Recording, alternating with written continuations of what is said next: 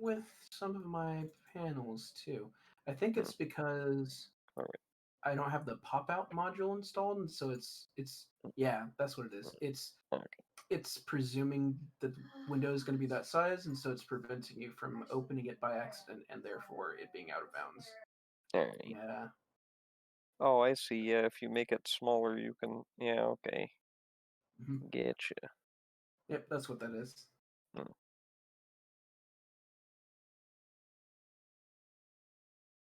Yeah, I'm just a little bit, but he got hurt. down a couple HP as well. So Fucking rip, dude. Yep, y'all fought the horror Death Stranding version of I believe it was Renal. Yeah. Yeah.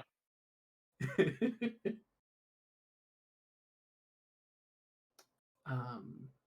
Okay. Oh, so Kios, since you just got back, and it's fine if you haven't before. Have you used the Hexploration system in a Pathfinder game before? I haven't done Pathfinder before. All right. Yeah. Okay. Cool. I'll describe it pretty quickly. The the details we'll get into. I put a bunch of actions and related information in chat. But you can think of it as it's like local travel, except slightly more complicated, and the locations that you're in can have stuff in them, and also changes encounter tables. It'll kind of play like Pathfinder Kingmaker, except less abstracted. You can leave the road, for instance, which is miraculous.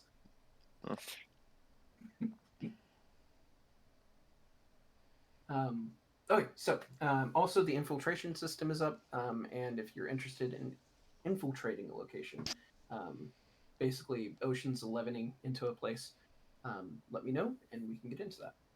Otherwise, I just want to let you guys know that it is available, Alright. but entirely optional. Alright. Okay, let us get this party started.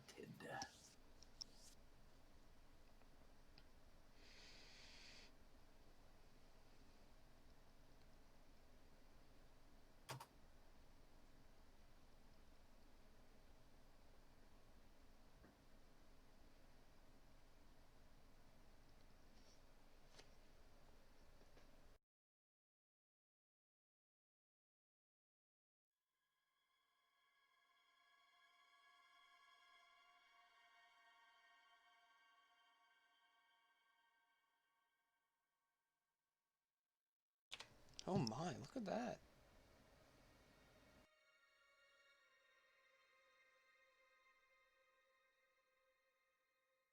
Mm.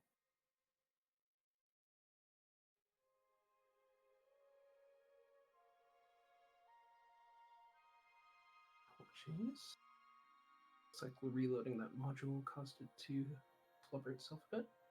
It's fine. This is close.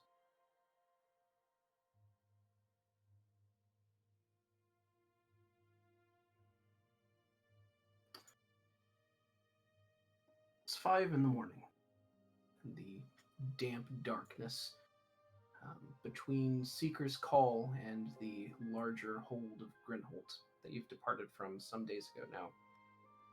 The road has been long, straight, and depressing, and full of half encounters and an unfortunate, horrifying night, which has seen the insides of your tents possibly permanently affixed with any number of prayers to any deity that was listening at the time. You all are still somewhat recovering from the night's events. But dawn has come. And soon, after about a half day's travel, the winding plains and hills begin to sprout trees and forests and swamps. You head now into the hold of Seeker's Call, a smaller and much less densely populated part of the kingdom of Grenholt. Its southern westernmost regions just north of Ferris Peak and its surrounds. In here, somewhere, lies the Hall of Forgotten Woe, your present destination. Unfortunately, without a full detailed accounting of where that is, it's going to require a little bit of research and time to locate the place.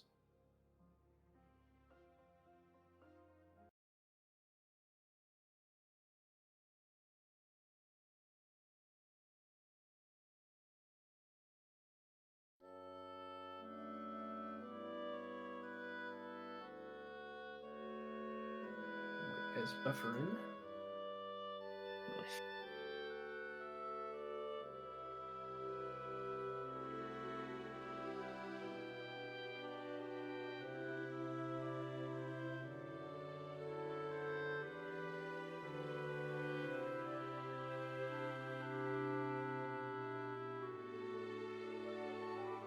So, welcome to exploration. Your current location is marked on the map to the southeast of the indicator that I've just placed down.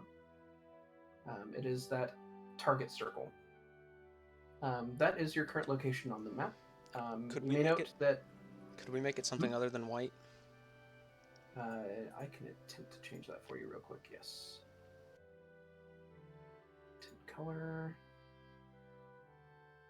We'll go with a red. How's Much that? better. Much better. Okay, I'll also change this marker for myself real quick. As a reminder, you guys should know that where you appear to be on the map may not necessarily be where you are. If you get off course, I will let you know once you have successfully ascertained that you are lost. So firstly, let me ghost this. Seeker's Call, the town, lies to west-northwest of your current location. You can see the slopes leading up to it, and very thinly on the smoky and misty horizon, a short white wall surrounds the town. It looks to still be 2 or 3 days' travel from your current location, though. That said, you have free reign. Could the party please indicate where they would like to travel?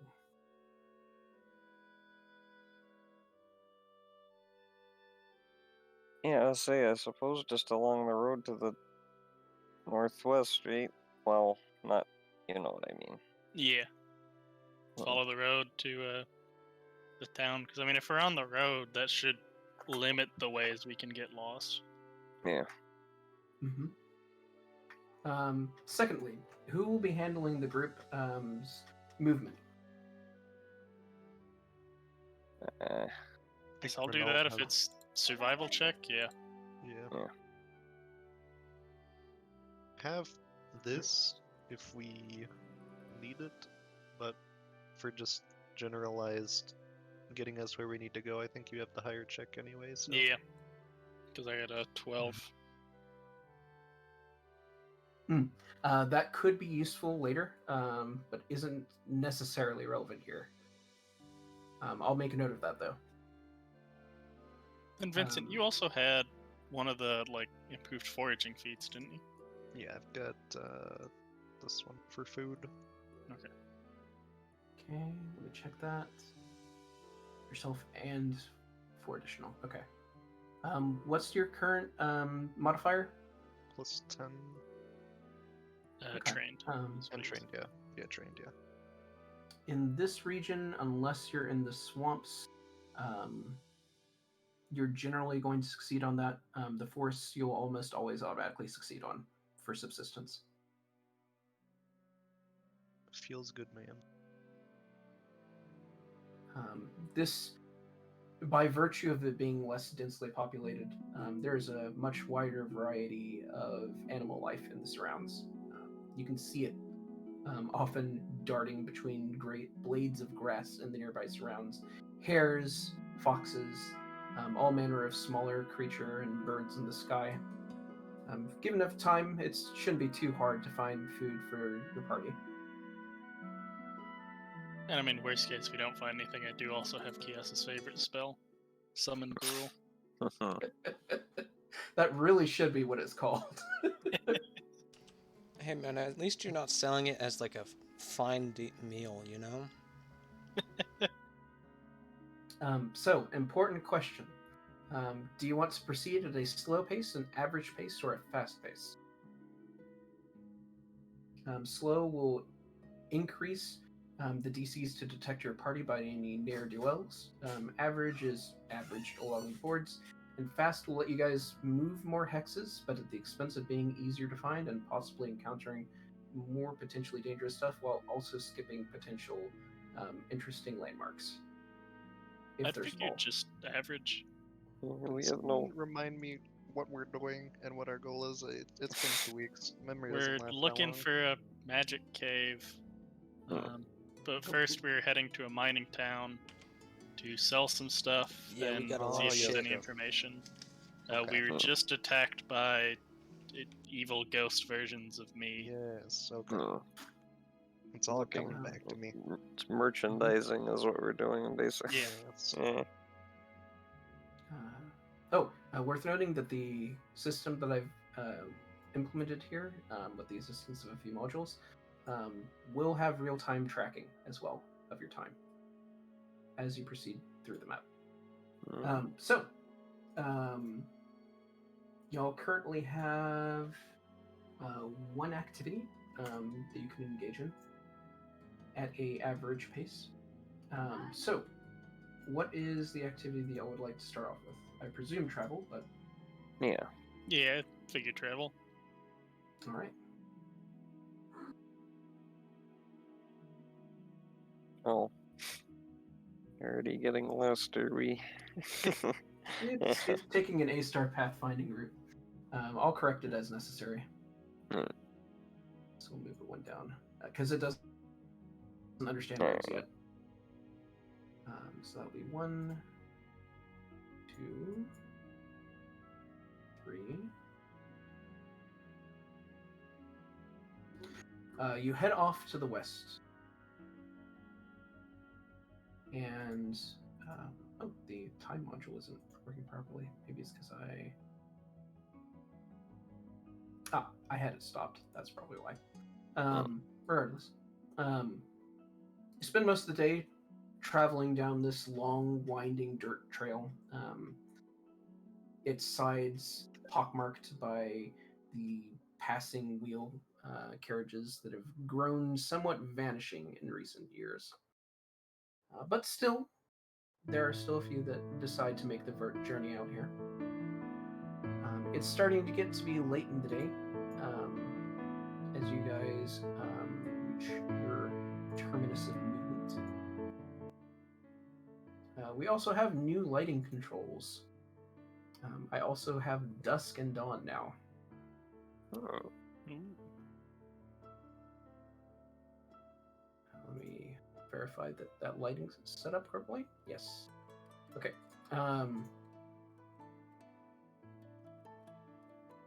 How much of the map can you guys see right now? Just curious. All of it, but Yeah, it's I think all of it. well, Yeah. define Well, define C. Weird. We Up can. to here. Yeah, we we can see all of it, but there's it's fog of war past that point. Yeah. Huh. Curious. Weird. I wonder why it's all the way out there. Let me double check that vision. Is it because of this? It might be. Yeah, it looks like it's just disrespecting that a bit. Disrespect. That's fine. All of these sublocations aren't currently highlighted anyway, so. Oh, that's weird. Is that? Oh, that's based on whether you guys have it selected or not, right? Yep. Okay, cool. Morning comes, and it is somewhat dewy today, but otherwise clear skies as you guys continue on your way down to Seeker's Call, which is this town to the west here. I presume that you continue your travel? Yeah. Oh, did we get a full rest in there? Yes. Okay. Yep. It's in exploration. It's just kind of factored in. Mm. All right. Hang on. Let me double check to make sure that it doesn't think there's a marker up there. Nope. That's the only marker in the map. Curious. It's changing what it looks like. I don't know if that's because of the lighting or what, but It might be because of the script that I'm running. It's basically running a simplified pathfinding system every time I do this. The rain picks up.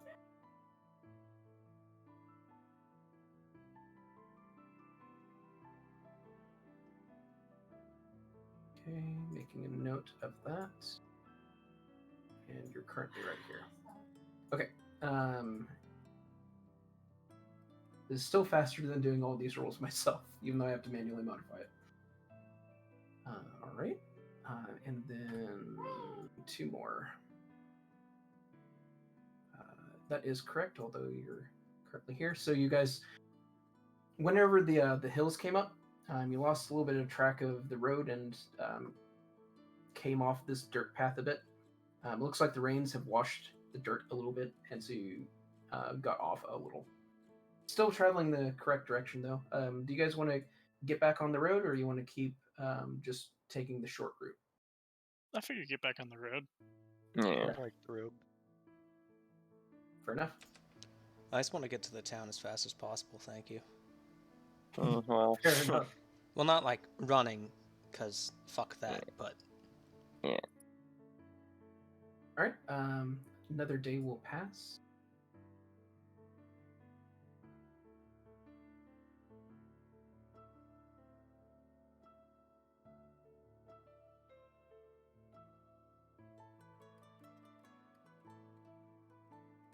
Okay, and that should be reactive to the lighting system as well.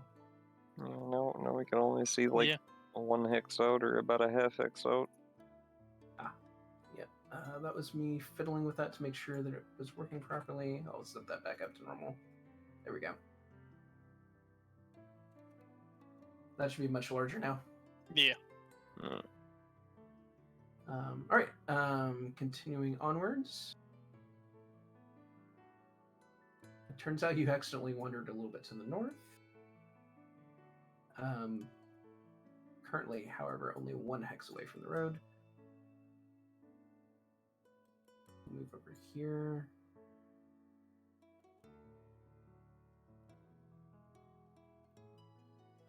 You think that you've deviated up to the north, and so you're kind of correcting yourself back onto the road now.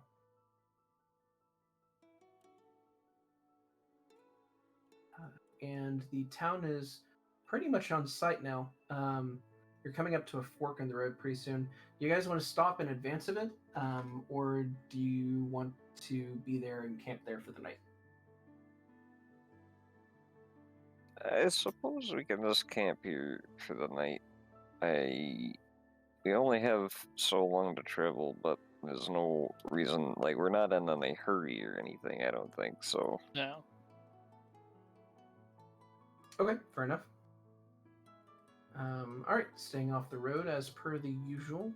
You guys will spend the night about 3 miles. Is that the scale that we're setting here? Yeah, 3 miles off the road. Still visible, even as night falls. Now, that said,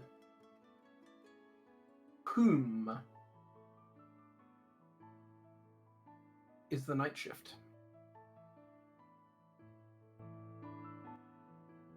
Also, that should run down here. Sorry. Well, now you're just moving mine up, thank you very much. I think I was typically second and Vincent was third. Was I first? I think so. I thought I was. Well, I don't really guess it matters that much, but I remember being third.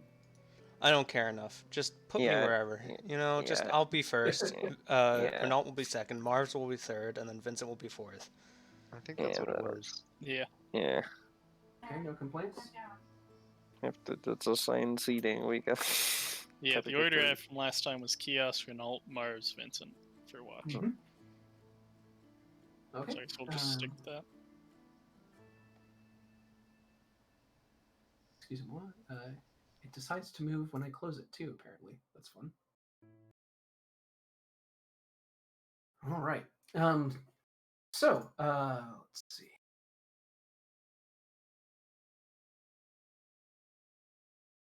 You guys are setting up camp when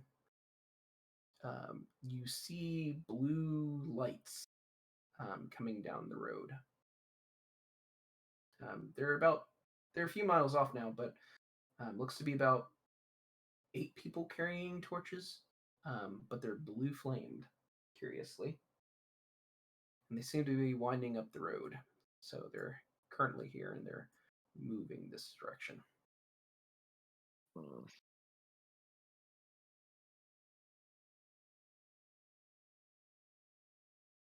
Well, considering the last time that happened, we got attacked by spooky ghosts. I'm just going to hope they don't see us and ignore it. If it's up to me.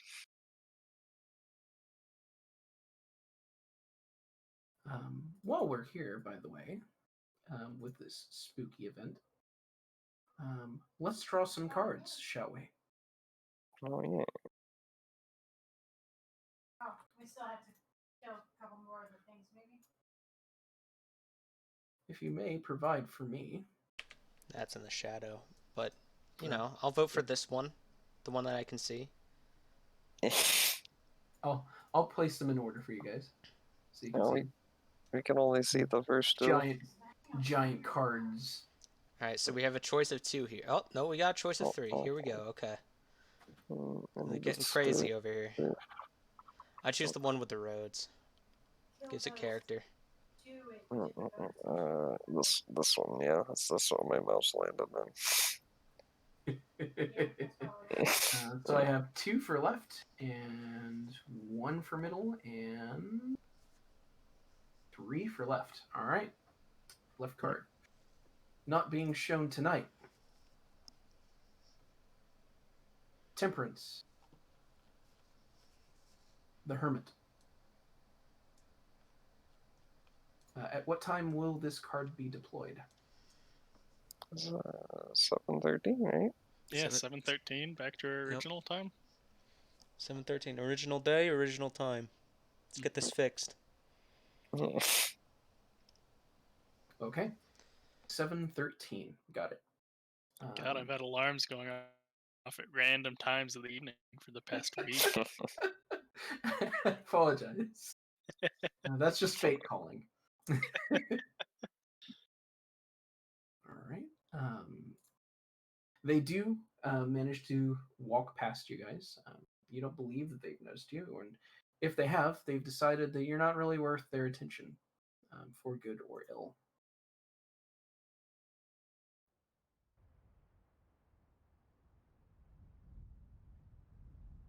Night falls in earnest. The 2 pale moons glittering overhead in the overcast? No, clear skies of the third of seas. It is a fire's day, which is normally a day of rest, but the wind is troubled and does not seem to want to settle. Marv. Yep. It's come to be 3:40 in the morning, and it's time to wake Vincent up. As you head over and back into the tent, though, you nearly trip over what you at first think is a branch of wood, but reveals itself to be of far fleshier make. You're not quite sure what it is, though, as you've no torch currently equipped. Yeah, well, it's not lashing out at me after you've tripped over it, right? You give it a hard stare, and it slowly pivots to face you and starts moving slowly, just inches at a second. Okay. Well, suppose I have this, if I can find it in my inventory. Did I put it in my... I don't know. I had an ever-burning... Yeah, here it is. I had torch, ever-burning torch. I suppose I'll pull that out and see what the heck this thing is. Okay. At first, you think that it must be someone who is unfortunately buried in the ground. That's the impression that you first get. It's a kind of a desiccated hand. Its skin wrinkled and thin. Its bone almost exposed, but for the thinnest membrane. The moment that I see it as a animated hand, I'm going to attempt to punt it as far away as I physically can. All right, give me an attack. Sure thing. Not represented on this map as a tent, but it is where you guys are currently located. Wowee. With a sickening crack, it goes sailing off into the darkness, and you hear it somewhere distantly. Right. However, the earth underneath it begins to rise, Well, all along right. with a number of mountains nearby. I will very hastily wake everybody up.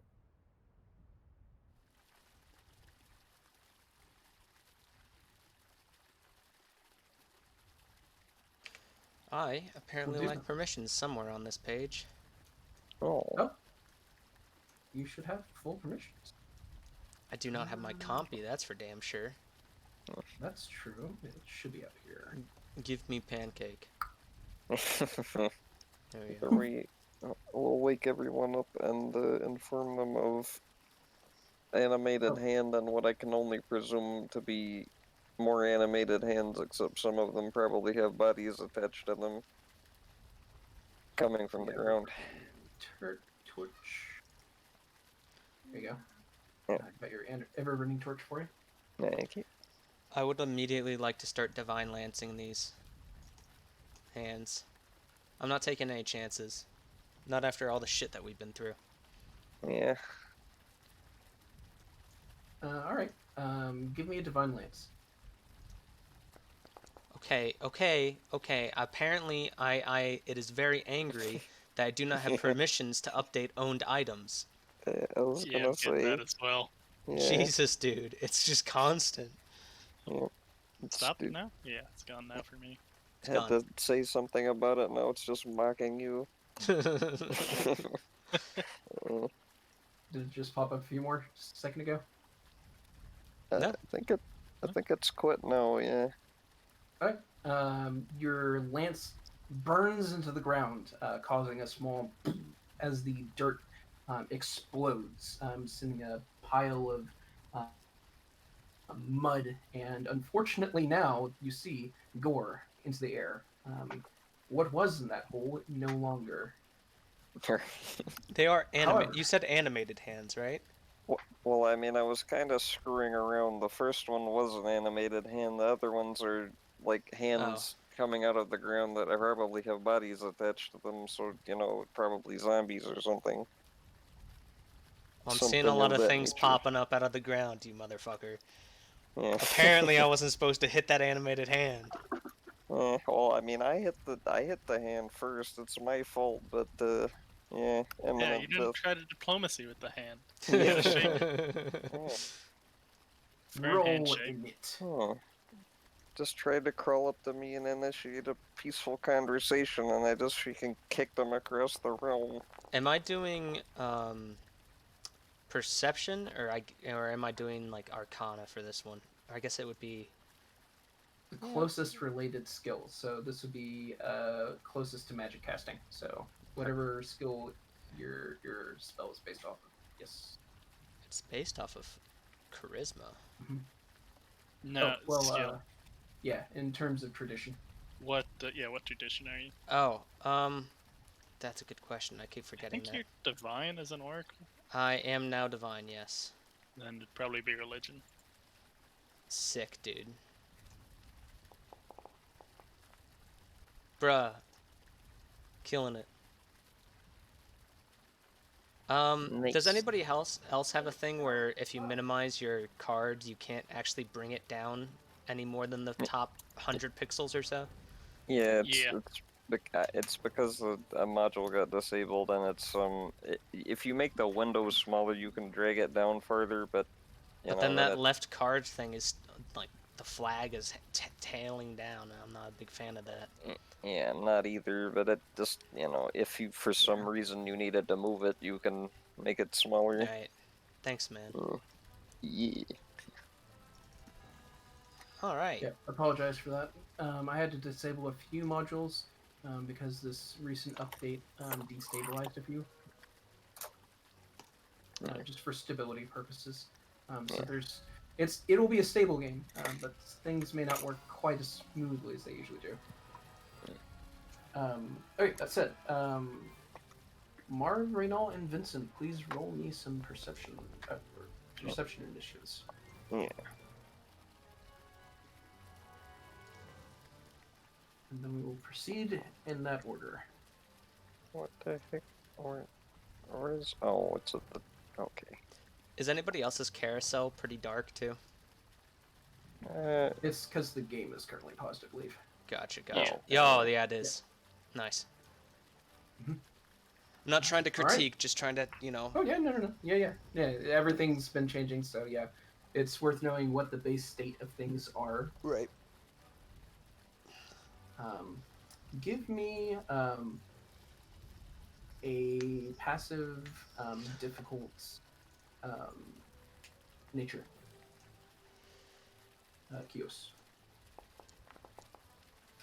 You're not quite sure what these are, but they're definitely not friendly. Do I get a bonus to my forest lore? Nope. Shit. They're technically swamp based. Oh, that's nitpicky, but fine. Okay, apparently I already used Searing Light. I can cause No, one you should have that back, because we've rested a couple of times. Oh. I can cause one of the unknown creatures to have a crisis of faith. That would be topical. What are we going with? I guess I'll just Divine Lance and then give my compy a turn. I think I'm going to target him. Which is a miss. Great. And Pancake. Nope. Not targeting myself. Pancake will move. No. No. Alright, well, Kios is blind. Apparently. Didn't know that.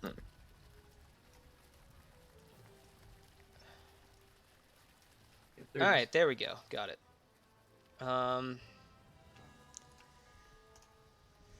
There. And... where is it? Oh, there.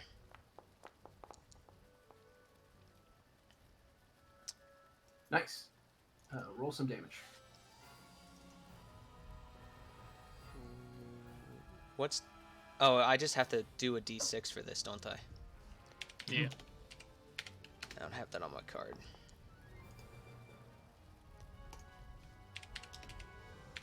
The compy bites in, but its skin is tough and slimy. Comes away with a mouthful of mud. Don't they have a poison thing, or were we wrong about that one? It would be if he were an animal companion. Gotcha, but he's magic, so he's not. Right. Alright. My companion rules changed, remember, so. Yep. I don't really remember what is and isn't with Pancake, besides the fact that he can talk now. Yep. The character sheet should be accurate to how they work for minions. Okay. including skills. Well, that's me done, so end turn. And it went back to me. And there we go. Oh, Got it. I got it. Yep, there it is. All right. They surge forth. This one is stupid. It's going to go immediately after Marv. Marv. Yep. Worth noting. Oh, didn't export its log. The 10-foot area around this mudrich, which is an area of this, is considered to be difficult terrain. Just for y'all's information. Now, is it a 10-foot around that particular one, and does it move with them? All of them, and it moves with them, yes. Oh, okay. Right, that's one action. 2 action.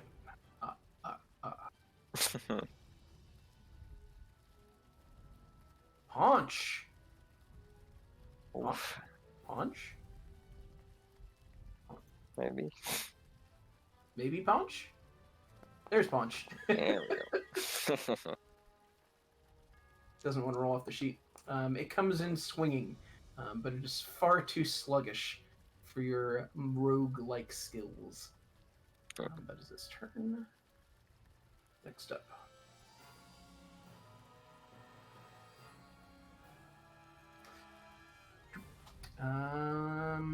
It's going after Vincent.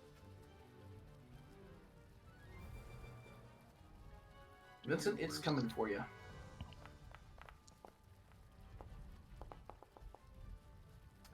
And fails to do so. Outplate. Right on. So what are we thinking the odds are that these things are undead? Well, I mean, if you're asking me that out loud, I would yell to you probably that a pretty high chance, considering they came out of the ground, but... Got it. I'll do 3 action heal then. There is a burst of positive energy that blasts through the surrounding landscape. Nearby plants will start to flower a little bit more or become more green. But otherwise, nothing seems to happen. My bad, I was wrong. I mean, I just got healed that last HP, and my compy was healed. If anyone was down HP that is within that 30-foot emanation, please feel free to heal yourself. Oh, I guess we already healed from the long rests that we had. Yeah. Yeah. I think we also wouldn't be doomed anymore. Once this... Oh, right, yes, because it's been 2 days. Long rest, yep. Nice, dude. Nice catch. I do not want to be on the edge of death. Okay, so that's my turn now. Fair enough. Mr. Vincent. Right, well, I'm trying to do barbarian things. Rage. This guy tried to attack me, that was a mistake. Angry. Yeah, bap. Aw. Bap 2. Oh. Okay, well, that works. Alright, and this was a great sword. Ooh! Alright, everyone has a hero point. You can spend a hero point to ignore that critical fumble.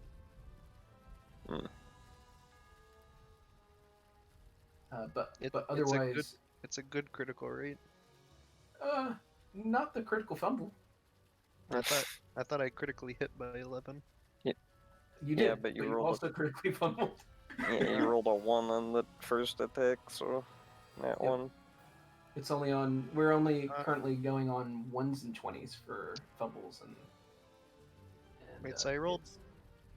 Wait, I rolled a 1 on the first attack and a 20 on the. Oh, okay, wait.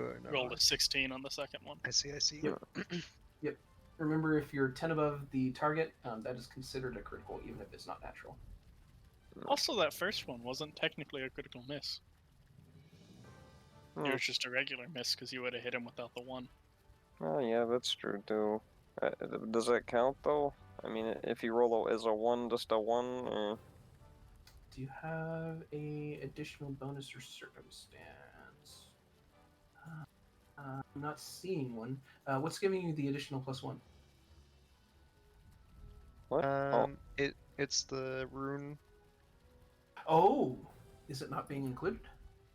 Is that not the item No, bonus? it's in there. Yeah, it's in there. That's the item bonus. He just missed by 0, which would mean that he tied. But it does move it. Default It hits does or move it default miss. down 1 step. Yep. Yeah. So it would still be. Yep. So is By it a narrowest, it would be a crit miss. It followed by a crit hit. Yes. Okay. So I guess I don't want my weapon to be broken, so I'd spend the hero point on that, and then Fair enough. critical damage for the second attack, I guess. They do not have 54 HP. It is down. Dead. Alright. And that was 2 actions, I think. You still have 1. I raged at the start, so that would be Right. all 3 of mine. Yep. Okay. Cool. It is Vim's turn. This one doesn't like Marv. Oof. Oh, it really doesn't like you, Marv. Yeah, apparently not. Okay. Are those both? Those are both one- natural 20s. Yeah, Jesus they Christ. are. Wow, okay. Okay. Damn. Fate is tired of your shit, I guess, Marv. Apparently. This thing comes out swinging and attacks you in really weird ways. It's kind of bending its body like a reed to hit you. You're expecting, it to move like a human, but it isn't. In fact, it reveals itself to not have any bones inside itself whatsoever. And if they are bones, then they're jellified, because it just moves like a whip. And it smashes you across the face. So this is bludgeoning damage. Oh. Oh God. I thought the 20 was the 26 not the damage? No, No, I haven't rolled those are damage yet. both. Those are both hit rolls Oh, okay. that were both Yep. nat 20s. Oh, okay. Okay. I'll give you a. You can spend a hero point to negate either one of those. The first one would have you fall unconscious and you can't wake up until your next turn, or it deals normal damage and either you're clumsy 2 and take a minus 10-foot status penalty to land speed, or you're clumsy 2 and can't use one of your arms, and the effect lasts until you're healed. All right. I think I would rather be conscious. So. Fair enough. Yeah. I mean, I'll take an arm for being conscious right now. Alright, so that will do normal damage and then normal damage.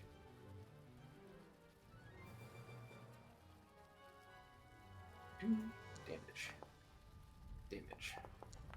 Okay, holy So crap, good 20. thing. I'm so glad that's only a D8. You are also grabbed until the end of next turn, unless it decides to grab you again. Alright. Grabbed. Okay, that's its turn. Next up. Hopefully we don't get another massive amount of natural 20s out of nowhere. Yeah. 5, 10, 15... Checking speed. Yep. There was a natural 1 right before, a couple before that too. Yeah, today is starting off with extremes. The game knows that Kios needs to leave early today, and so it's like, all right, well, we'll just get all this out the way right now. Yeah, we just end the game right here. I don't know if somebody just coded their bots poorly, but I just got 5 different people saying the same thing about wanting to be famous with different, What? accent marks and. No, it was clearly like the spam and like, you know, fucking bots, but it Yeah. was like 5 different accounts all at once. And I just think that was just somebody needs to recode their bots. Like honestly, I'm just a little bit more disappointed in like how bad it is than it is like them doing it. You know? Yeah. Yeah. They need to rework their message. They got to rework their bot, and then maybe I'll fall for it. You know, try a little bit harder. Rethink their marketing strategy. Yeah. Sit down. You know, go back to the drawing board or whatever the fuck, and you know. Gotta put some effort into it. Yeah. Exactly. Oh no! Oh. It only had a 25% chance. Why is it always pancake? Oh, it's fucking a pancake, dude. Slap, slap, slap. It's mostly hitting the ground, but one of them manages to come in and hit it. Pancake is struck and grabbed. And grabbed? How much damage? 11. Jesus, dude. He can't take much more of this. He's already down almost all of his HP. Oof. Can't Marv, take that much fire. You are Alright. down to 1 arm but conscious. Right. So which one has me grabbed? That'd be this one right here. Alright. I need to quit targeting myself. There we go. Alright, I would like Please to don't slap attempt yourself. to would like to tiger stance and few bits. Is that and that and that. Nice. Woo! Roll some damage. I don't know if I'm gonna need to, but well, I'll just do this first. So that was all 3 were hits and 1 was a crit, right? Yeah. Yep. Nice. Oh, that first hit. That's a lot of damage. Alright, so if it matters, he needs to roll con save or be stunned, but... Yeah, that was the first strike, Minion. Here's the Alright. second.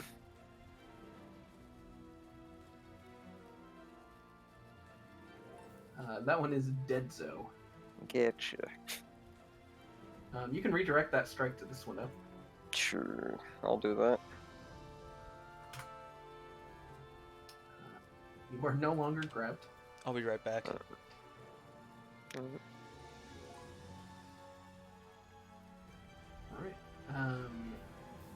With a dazzling flurry of blows, you kick off one of the mud wretch's heads and send it flying. It discorporates into a pile of mud, bone, and rock. And you smash the other face, the one next to you. They growl incoherently. Vincent, it is not a good day to be you. They are ganging up on you. Yeah.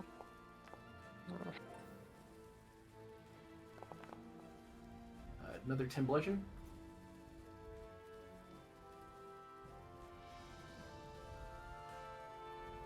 Alright.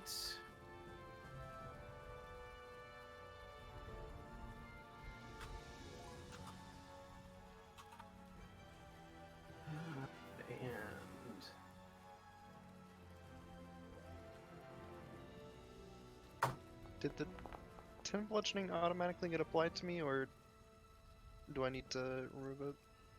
Oh, I didn't apply it to you. Okay. I got you.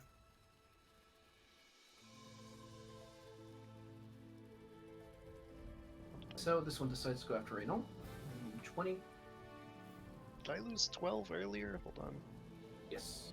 I did, okay. But I already got that one for you. Okay. That's what I thought, but I... Oh! Oh! They're prepared for this party. The amount of crits that are happening is quite large. Yeah, honestly, something. Just for All everybody. natural 20! Yeah. Okay, so it comes in and stamps on your foot, breaking through the armor, and you hear a pop. You have gained the crushed toe, which makes you clumsy 2. And you take a minus 10-foot status penalty to your land speed until healed. Okay. That also applied to Marv. Gotcha. Alright, and daily damage. Not to itself. That's what comes does. 9 bludgeon. I gotcha. Next one. Yes, sir.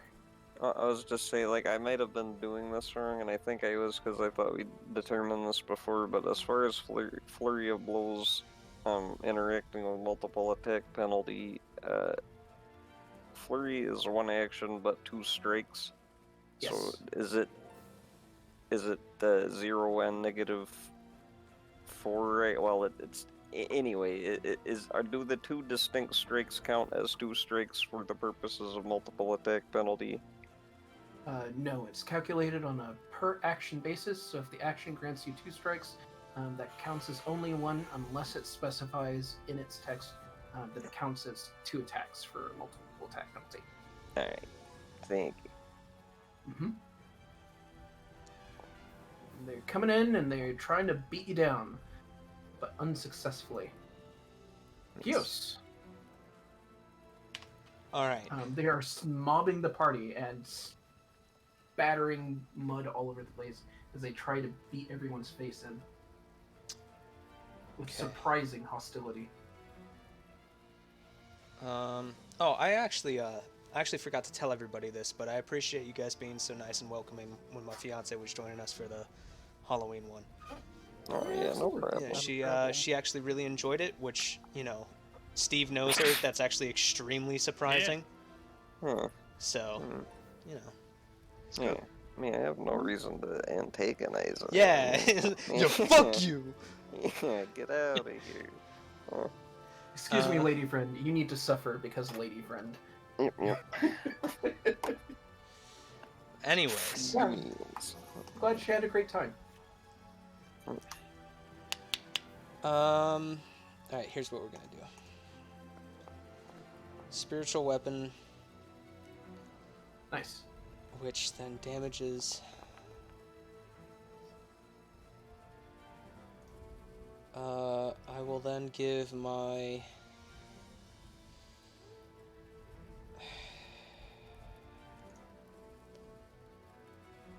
No matter what, my compy gets an action. So...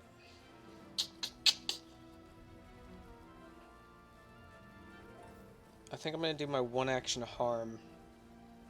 Fair enough. On him, so he has to do a DC 22 Fortitude. What is... So it's harm, right? Yeah.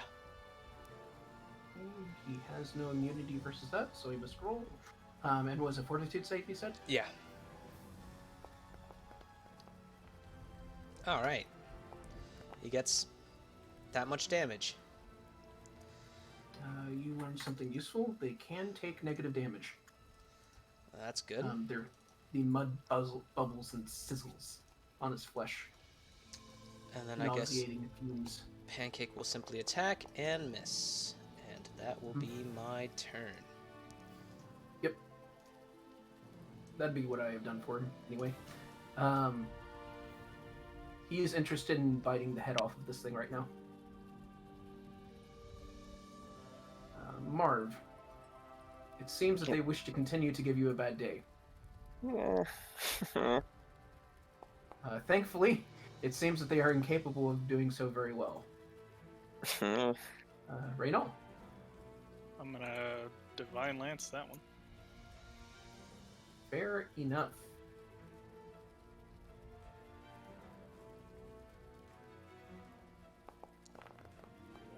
Surge of violent divine energy bursts forth, blasting into its body. Roll some damage. Ooh, that is some damage.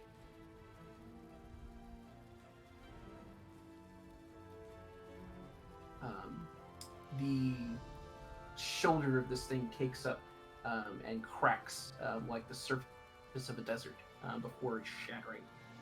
But it is still coming for you. Okay. I'm gonna stab him in the face, I guess. You stab him very much in the face. Roll damage. Oh, A terrifying amount of damage. that was almost another nat 20, by the way. Yeah. The card knows that it's coming. And it's like, no, I refuse to be a spectacle in combat. And that that's one my is turn. dead. Vincent, I mean, I'd be fucking concerned if it wasn't. you are presently surrounded. Good, that means I can attack in any direction I choose. That is true. Worth noting, the southward one is dead. I can attack in any direction other than southward I choose. I mean, Well, you still can, but... Westward it is. Iron Jesus has decided your fate today. Ba- Ooh! Iron Jesus has decided his fate today. Oh! Why do I even bother attacking people? devastating strike. Like, I'll just start doing the long range attacks. Why the fuck did I spend a harm on that?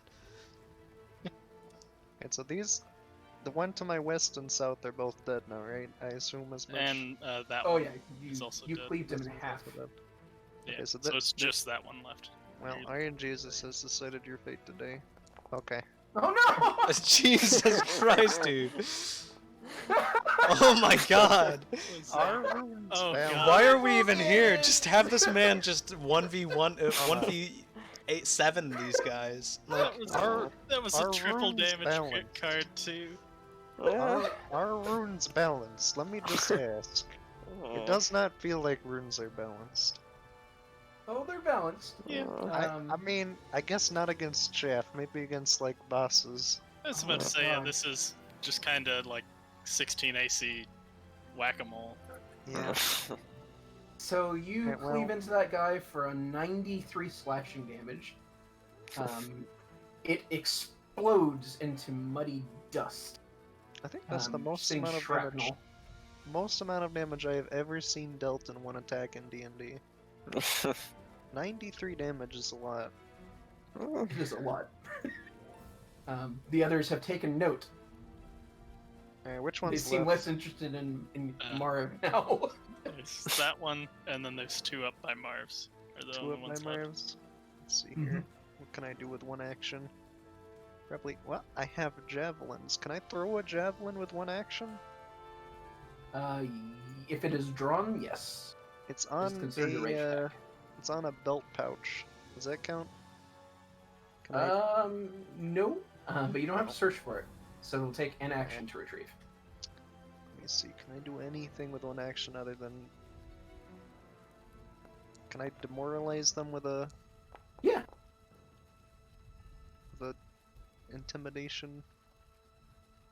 And please feel free to do so. I'm just proceeding because I know that you won't be able to, at the very least, attack just yet. Have this one. Ooh, all right. Go ahead and roll that intimidate. It might reverse his attacks on Reynal. Whichever one looks most likely to be intimidated. Whoever glanced over here and watched two people get cleaved in half. That's the one that's advancing towards him. All right, and its DC is. These guys are pretty sturdy in the head. He doesn't seem to care. He He will stops to die look at you braver for a than moment, most. though. At the very least, they seem to have intelligence. He will die braver Um. than most.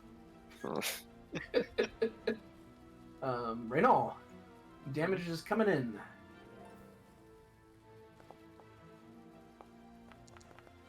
A 21 bludgeon, and you are grabbed. Its slimy fists burying into your shoulder as it lunges at you. God, one of these days I'll get to fight my armor again and not have to worry about getting hit. Keep getting woken up. Mm-hmm. Yeah, it's the worst. That is its round. Marv. Alright, so I suppose I will attempt to smack this one below me.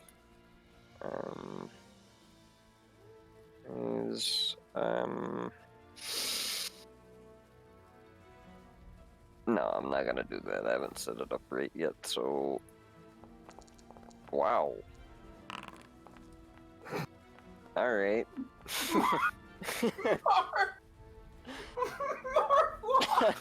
Alright. What's happening? So this is He's rigged. still asleep. He actually hasn't woken up yet. This is just him fighting in his nightmare. Just freaking, just sleepwalking, just swinging it, Oh, random no. crap. Marv, you critically hit yourself with the attack. This is making me Alright. feel like really emasculated about my spells and everything, you know? Like it's just, you Oh. know, I see people just like absolutely demolish some unknown creature and I'm just sitting over here just shooting little sparks at them going, "Get back." As my Well, I mean, tiny ass dinosaur goes up and bites them. Like You've shot a cantrip and a first level spell. oh, that's So, like, fair. That's fair. Searing Light does. I need to give one of them a crisis of 37 faith and that'll get those cockroaches. So was that both of them that I do that? Yes. Alright, so God. here's the 2 on myself, and here's the 1 on him, and the normal damage. Actually, one of those didn't hit, did it? Unfortunately not. But that one does go through. I will apply Yeah. that damage. Well, no, there was I crit once and then hit by 0 on the last one. Yeah, Yes. so Yep. so I've just knocked myself out, so the last 2 don't matter. I'll let them go through. Alright. Gain a hero point as you knock yourself out. Alright.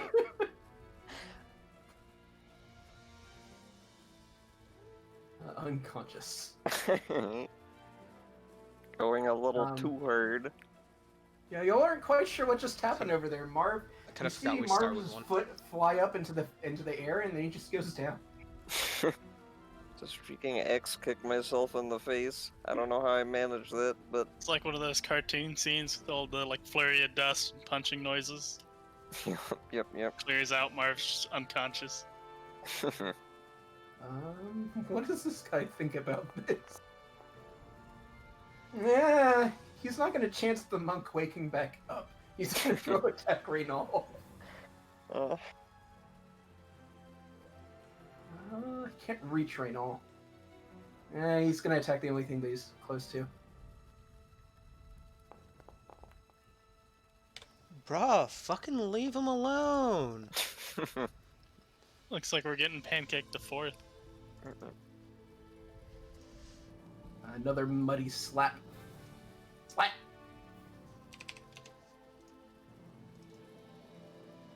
And that is its turn.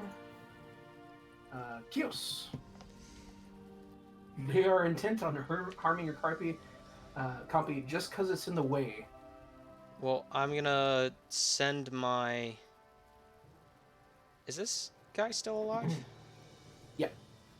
Alright, well, who was it that attacked? It was that guy, right? The one that I'm targeting currently? Alright. Yes, this guy right there. I'm gonna sustain my spiritual weapon and attack Fair him. enough. That's it. That one definitely, I need to actually make my specialty. Because that spiritual weapon is awesome. It's not down, but it's definitely hurt. And then I will Divine Lance it. Ooh. It explodes in light and steam. You gotta love left. how my first Divine Lance was like 1 short. And then my second one was exactly the AC. These spells were made for mud wretches.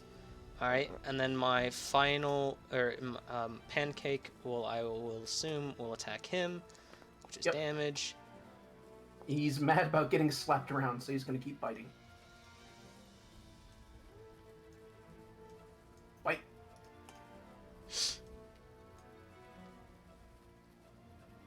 Alrighty, and barring any reactions or free actions, that would be next turn.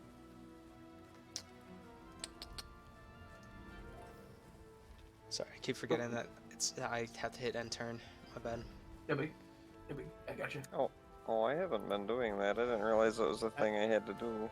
I was before, and then we kept getting into the problem where I would hit end turn and Fate would hit end turn at the same time, and it would skip people's turns, so I just kind of stopped doing Oh, that. so Fate, do you want to just take care of that so I'm not just, we're Yeah. not skipping past? Alright. Yeah, it's fine. I Noted. got you. I know where we're supposed to be. This one also is not really gonna go after the monk. It's like, 15, 20, 5, 10, 15. And attack. You killed my brother. Prepare to die. Reno? I'm gonna 2-action heal Marv's. That's fair. Marv could use it right now. Knocked out with only one arm and clumsy on the ground right now. That's impressive. How do you manage that? Knock yourself out. You can't even use an arm and knock yourself out. You must have So you said regain one hell of 48 Marv's. a profanity to Althara before you went to sleep tonight. Alright. And then I'll stab that one in the face. Provide me a face stabbing.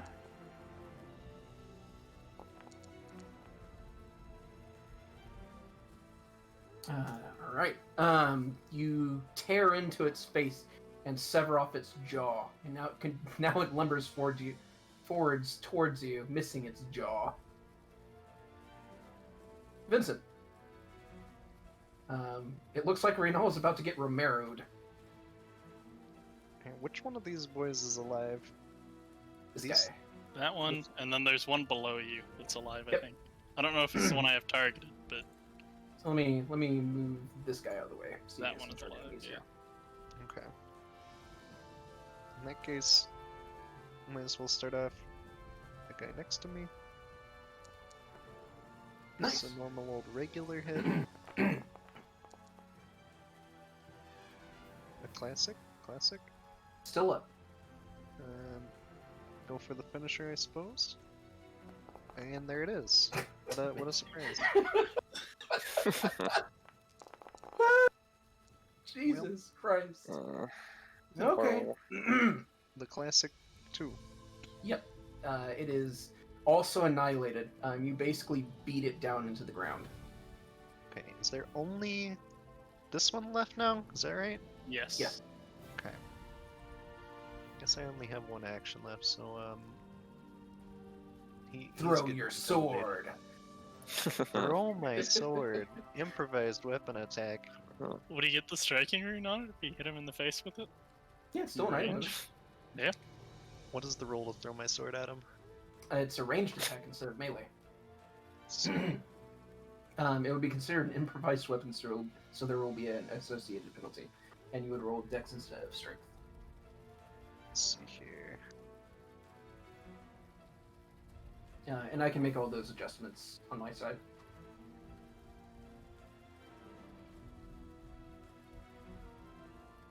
Is there a martial proficiency for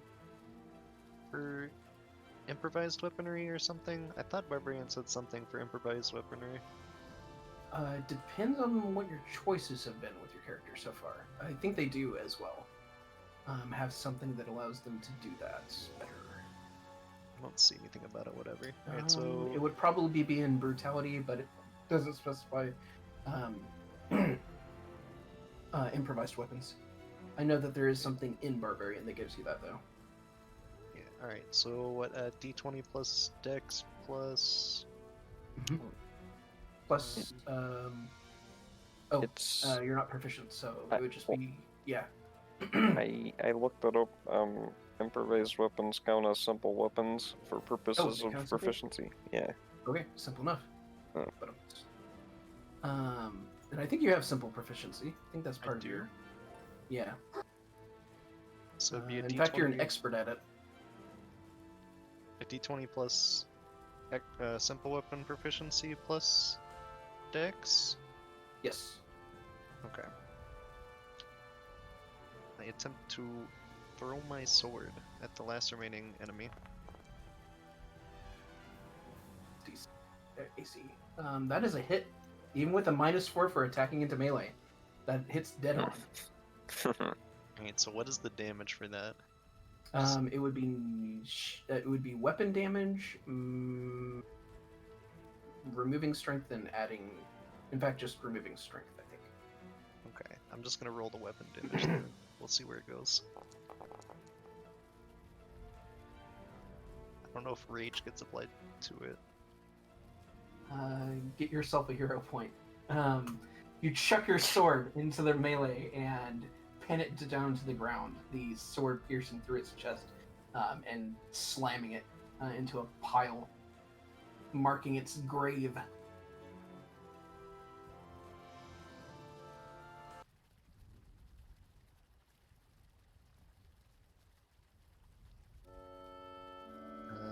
And I go collect my sword.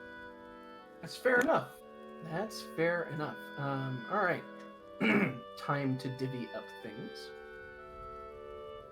It's a very nice map. I like this map. It's Thank very you. saturated and colorful. Yeah. I hope to have more of it as we continue to play. Marv, you wake up and you're not sure what happened, but you don't feel fantastic in the head right now. But you're otherwise all right. That did count as healing, so you don't have clumsy anymore, and you're not blinded or prone. I guess our Is, spells still refresh here, like in 3 hours when we wake up for the day, right? Sorry? The spells will still refresh at the end Yes. of this. Okay. If your In sleep that gets case- interrupted, then as long as you just go back to sleep, then you're fine. That doesn't just gonna- make a whole lot of sense, but okay. I'm just Well, I gonna do my 3 remaining heals as 3 action heals, so everybody gains that many healing. No, thank God, my compy will be fine. 67. I think part of a long rest for spellcasters is taking like an hour to commune with your gods at the end Yeah. of the rest. So Because that's when you prepare your spells and whatnot. Yeah. yeah. Let me see if this works.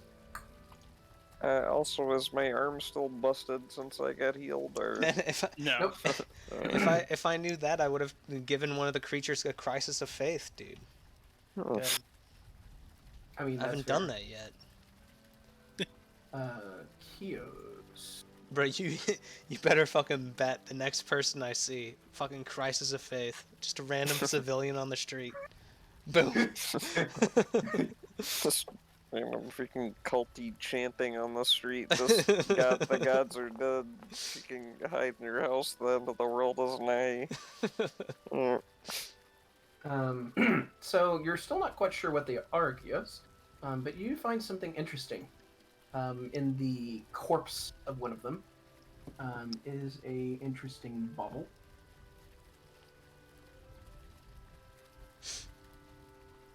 It is. Hang on. Yes, it is a sneaky key. One of them has it on them. It's just buried in the. Is that its mud. name? A sneaky key? Yep. Sneaky key. How is a That's what they're sneaky key called. different than a key? That's Well, they are sneaky. talismans. You can pin them to your armor or a sleeve. When you turn them to activate them for the next minute, the outcome of any attempts to pick a lock, if any of your attempts to pick a lock is a critical failure, it is instead a failure. Alright, so It does require expert in thievery. I'm just gonna give that to Marv's then. Because he actually has a chance of, picking locks other than me. Yeah. So now you have a sneaky key. There you go, Marv's. Nice. Indeed. Thank you. Appreciated. As our monk, you are clearly the best at picking locks. Indeed. That's just how it is. Yeah. Punch the tumblers. I mean, well, okay. While I appreciate receiving the key, I'm not actually an expert in thievery. I'm only trained. It does not require an expert. Oh, it doesn't. Oh, No, it does? It does. That Oh, does. no Okay. one has an expert. Alright, give me that back. I'm gonna sell that. Yeah, I mean, yeah, I was gonna say, like, I have a decent, yeah. I'm selling that shit. Mm, All right. I suppose you keep it then. yeah. Denied. Yep. It's not like anybody's actually gonna get expertise in thievery anyways. It's like kind of a waste on us, to be honest.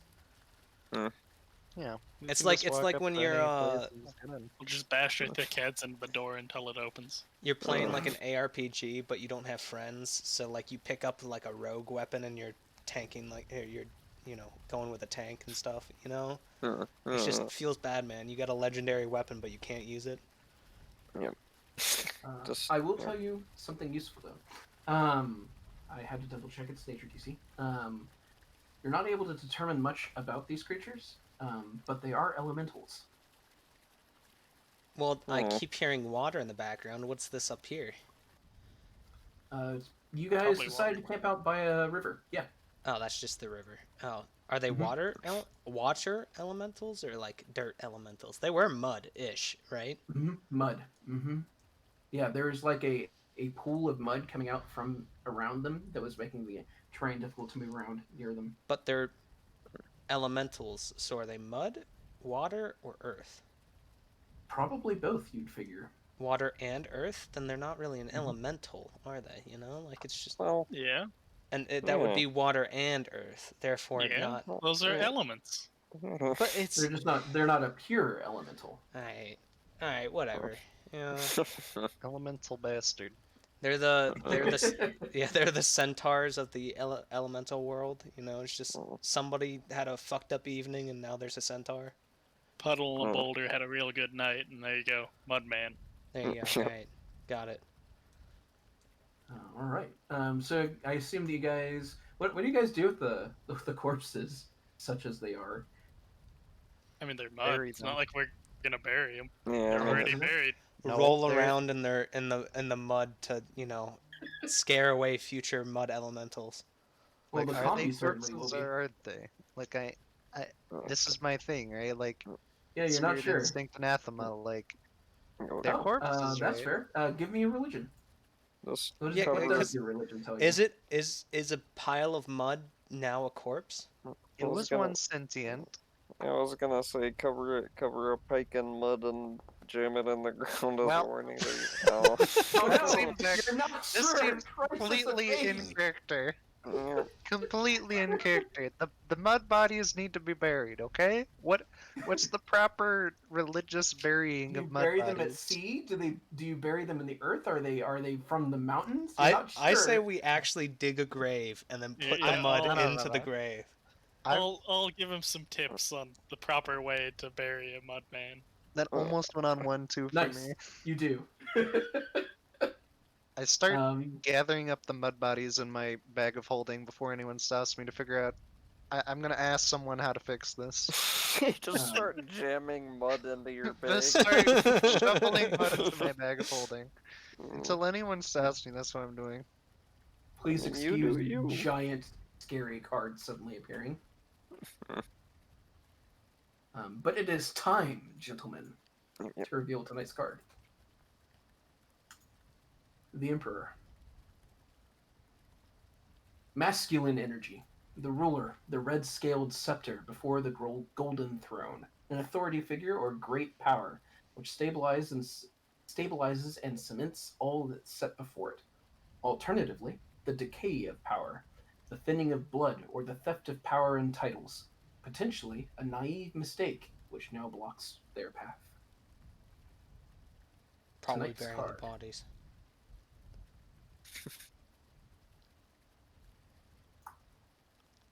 Kind of seems like a Chad, to be honest. It's fine. You're gonna reach into the bag of holding, and all the corpses are gonna have reanimated and just start trying to bite you whenever you grab something. We got bored with the bag of squirrels, and so Uh, bag of weasels. My mistake. Bag of weasels. Does Renault stop me with his religion check? Because that's what I No, was hoping that'd be for. giving you No? tips Okay. on He's the giving you proper tips, yeah. way to bury Mudman. All right, He's well, we'll talking figure it out about together. Yeah. Or he provides you the procedure for burying an earth elemental that died in service of Kagosha. All right. Well, I do Holy it water here, is a little or- bit thin, but you can do the rest of the ritual. I'll do it. If I can, I'll do it. If not, then I'll keep them in the bag of holding until I can find someone who can. Fair enough. There is one part of the ritual that I should bring up, though, before you commit to it, even though you made a natural one, so feel free to react as you wish. It does involve taking... this is supposed to be an earth elemental, firstly. You're supposed to take a part of the elemental's body into your mouth while you provide the chanting ritual to provide a focus for it to travel through, using your body as a conduit back to the earth. You know what? That seems lore friendly. I like it. Let's go with it. Do you wish to mud? Yeah. All right. You grab a muddy twig. It seems close enough, and do the ritual. There is a shifting subtly in the ground as something underneath moves.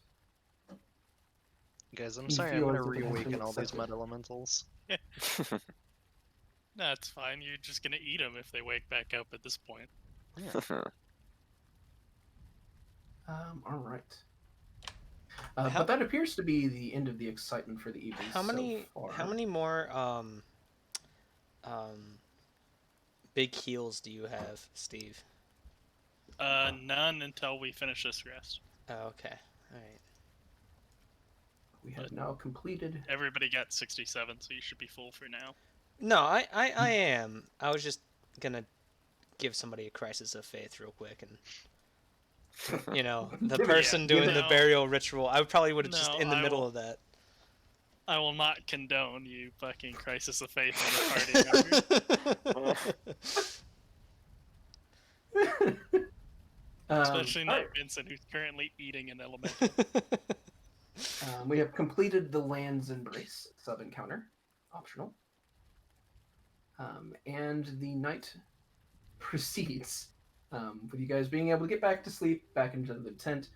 Marv, you complete your shift, and before long, it is sunrise.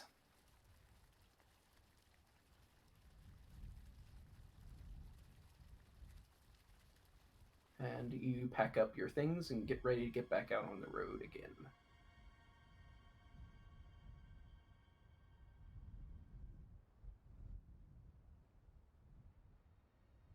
It looks like you're only about a day or two's journey from the town now.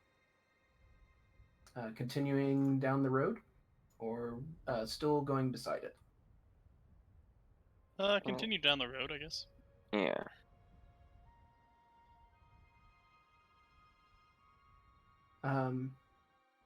Sorry, get that. As you get on the road, one of the men that you saw that was bearing the blue flames comes down the opposing way. They're still about a half mile off, though. But they bear two swinging lanterns off of what appears to be kind of a brace, and both bubble with bright blue flames.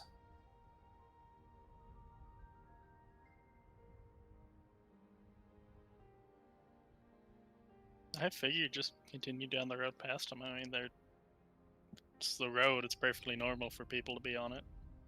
Fair enough.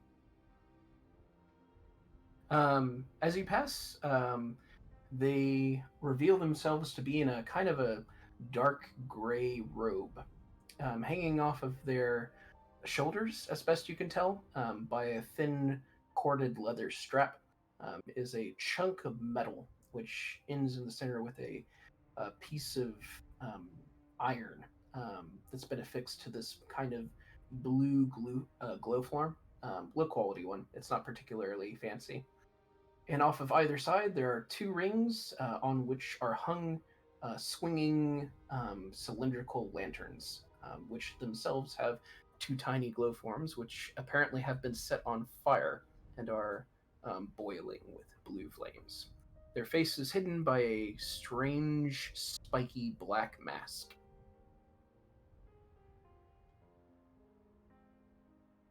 Do I recognize any of that as a, like, holy symbol or priest regalia type deal? That would be a religion. I can tell you something more interesting than that, in fact. They are not a member of any religion that you're aware of.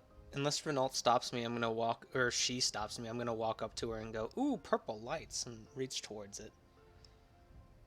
She'll allow. Her lips will curl up in a thin smile patiently. The temperature radiated from these things is cold. It's like reaching towards a snowball. Have I had experience with any of these like gems or rocks before? Glow form? Yeah, it's not incredibly uncommon. It's often a fashion piece. You'll see glow form and sun form in the nobility and so forth. They're basically shiny rocks that glow. I was probably thinking of sun form. Sun form's like a warm and like a yellowish light coming out, right? They tend to vary in hue, but they're the ones that are used for like lanterns and such. When They you were provide saying enough light that they can replace torches. when you were saying glow form, I was picturing those, I guess. Mhm. All right. Glow form is like the lesser form. It's cloudy and it's kind of dim. It doesn't really do much more than like a couple of inches away from its surface. Oh, gotcha. Um. Okay. I'll ask her of any news in Seeker's Call. She'll just nod while smiling. Yeah, there's news. Yep. Yep, unhelpfully. Can you speak? She tilts her head. Well, you're not speaking. I'll try in different She languages. brings a hand up to her mouth and you'll hear it.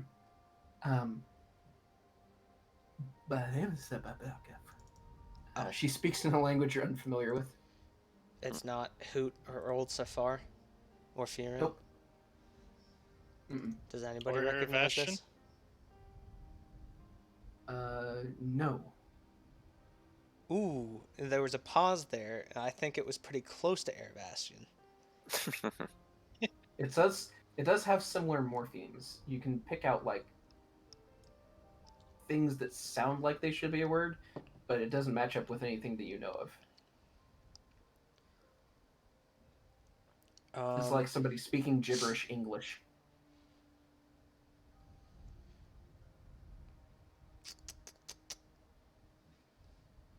I suppose I'll list off some of the names, like language names I know, and I suppose at this point I would know if somebody else in the party knew some, so I'd list off those and see if, she perks up at any. Otherwise, I'll just apologize and continue. Fair enough. I mean, you I guys think will go through. with body motions and everything, apologies are pretty common. She'll dramatically sweep her arm down in a curling way as she bows, forgiving your supposed transgression. But she doesn't seem to notice or at least recognize any of the languages that you speak. She just continues to smile patiently and listens, trying to nod empathetically. I mean, okay, cool. Just one of those things where you don't understand what the other person's saying, so you're just, yeah, that's cool, nice, yeah. Yeah, basically, yeah. He has essentially walked up to her and started naming off languages. Well, I started asking her questions, and then I tried to find a language that she knew. I feel like that's okay. Yep. That's a normal thing. You think? Unless they have a really weird culture here, but they shouldn't be that far removed from Grinhold culture. I mean, yeah. I mean, it's not that abnormal. I mean, like, that's why everybody speaks English. No one likes English. The sun finally peeks out from behind the distant mountains, flooding the surrounds with a peaceful yellow glow. As you finally let the lady pass, unable to really come up with much useful information, unfortunately.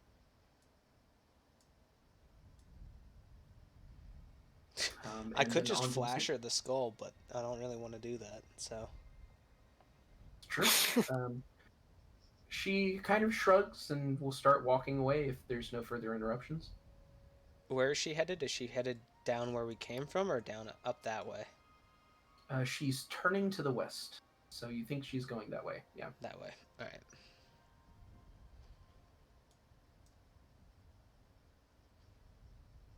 All right. So onward to the city then. Yeah. Sure. Turns out you're a little bit south of the road, but you can find your way again. You're terrible at following this road. Is Oh, is but- this Been a like a lot of check, or are road you rolls. just being a dick right now, Fate? Can I make- It's automatically rolling a bunch of things in the background. Yeah. Oh, okay. It's basically saving me time. Do-do. And you guys reach the outskirts of this small little town. It's nothing huge compared to the things that you guys have been in. I mean, you've been staying in Grinholt and Wizard's Peak lately, and those are some of the largest cities in Grinholt. This place is kind of a little. It's big for its area, but it's kind of disappointingly small and sparse by comparison.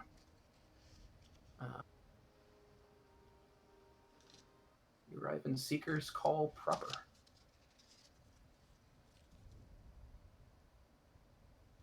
A collection of straw and moss-padded houses resting on shaved timbers, themselves affixed by mud and that sort of thing. There appears to be a church that's either half destroyed or is in the process of being built in a very unusual fashion deeper into the town, and the roadways are sparsely populated by mostly farmers who are wheeling carts containing various vegetations and meats to and fro. None seem to really notice you as you walk in. Everyone seems to be minding their own business. There's no wall to this town. You just can kind of walk in. All right. Well, I hope somebody has all the shit we had written or bought written down, because I have lost that singular post-it note with all of our information. I've got it. Because that's our task number 1. Sell all of that shit. Let's see. My God, I need to organize. With you guys Jesus. is 20 mining pickaxes, which have all been repaired. 30 sets of essential daily mining equipment. 11 barrels of oil. 4 bullseye lanterns, of which all have been repaired. In total, 34 bulk worth of stuff. Oh, hey, I found it. Don't worry. How many picks did you say we have? I see 30. I see 20, and then 30 essential daily mining equipment. I see 40 essential daily mining equipment. 50 is not so How much bulk do you have listed? Fuck, I don't actually. I had that written down on a different one. God damn it. I have a total of maybe 376, maybe? I have that written down on here. Oh. That might mean something. Wait a minute. The 30 Yeah. picks have a... What the fuck? That's a pretty big number to be carrying The barrels around. are supposed to be 2 GP, more than 2 GP, 11 GP. Let's see. 1 GP per, and 5 silvers for the essential, and 3 silvers for the mining pickaxe. Okay, so 1 per barrel of oil. Bought them Okay. for. Mm-hmm. All right. I have the gold amounts then written down. Should be a total of 15 gold altogether. Ooh, no, we spent 22. Oh no, you don't. You just have that one deal that we had. Oh, okay. We actually Good. spent more than that. Everybody invested a little bit, and then I used every single penny of that, and then calculated our shares based off of that. Ah, That must have been on my notepad document. Should ask that guy for a receipt. I should have, dude. I should stop Invoice. throwing away all the extra notes and everything. I might have it written down in a notebook That's over fine. here. I'll trust it. 30 mining pickaxes, 40 days of essential mining equipment, 12 barrels of oil, 4 bullseye lanterns. Some of them were in disrepair when you guys picked it up from the warehouse, and on the road you have repaired it. So everything that you guys have in stock is more or less in brand new condition. Right, because There might be a little bit Vernolf of has been rust here and spamming there, that repair ability that he has, the mend. but...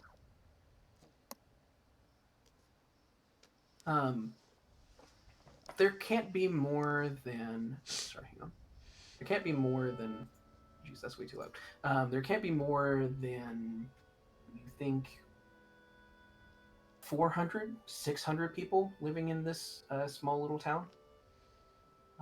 It's no more than 30 or 40 buildings in total. But this is the major hub of the area. There is a bored militiaman leaning against one of the walls nearby. He doesn't seem to have noticed you yet. I'll walk over and I'll greet him, say hello. He'll come up off the wall as you approach and give you the eye appraisingly.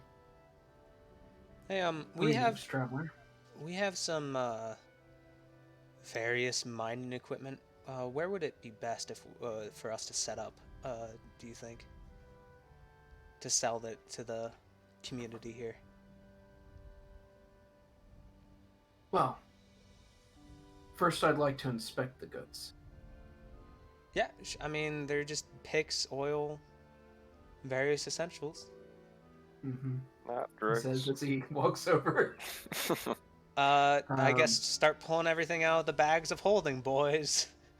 Well, I mean, he doesn't. I mean, he's asked. Were we carrying it in a cart or a bags of holding? I can't Bags of remember. Bags of holding. Okay, yeah. I suppose I'll. Yeah.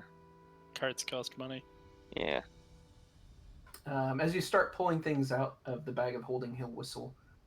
That's an impressive item you have there. I'll just. It's pretty common in the big cities. Yeah, so say I Shucks, don't know. what a charmer. Yeah, His I don't eyes know what narrow. Unless things have changed quite a bit in Grenhold, I don't think that's likely. We obviously invested in the wrong goods. We should have invested in like bags of holding. So say I don't even know what he. Invested in bags of holding. We should have put a bag of holding until it's full, and then put that bag of holding inside of a bag of holding. Well, And then what we happened? repeat. you You know, don't do that. You don't do that. Yeah, you don't ever do that unless you. Yeah. Yeah. Unless Unless you you're- don't value the value of anything within those bags or the surroundings. Yeah, say, and anything within about 12 feet. Yeah. Gonna As have they a get bad time. yeeted into another dimension. Yep. So if I just want to like Um, assassinate a king, I would just put a bag of holding inside of a bag of yeah. holding and toss it at them.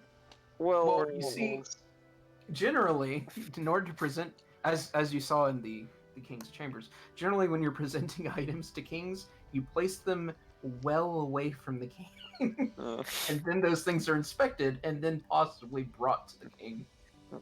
Say that For exactly these reasons. there was some. Yeah, this is extremely cheesy and kind of breaks the game, but there's some suggestion before of making an arrow bag of holding thing where you have one bag of holding and a little chamber with a little like little pressure sensitive thing on the inside, and then another bag of holding on the other side, so whenever it impacts, it collapses the two bags into each other. Isn't that just a pipe bomb? But Yeah, pretty leather? much. Yeah, it's just a pipe bomb attached to an arrow, yeah. Well, you better hope that the court wizard doesn't see it, otherwise you are immediately getting sent to jail. Just sent to freaking Omega jail, just... Once for school, I made like a little Coke Mentos grenade thing where there was like Mentos suspended over Coke, and you would like pull something and it would drop it, and you would throw it and it would explode, and that's just what I'm imagining, but portable holes instead. He gives a long appraisal with long gazes at each of you guys, sizing you up as he does.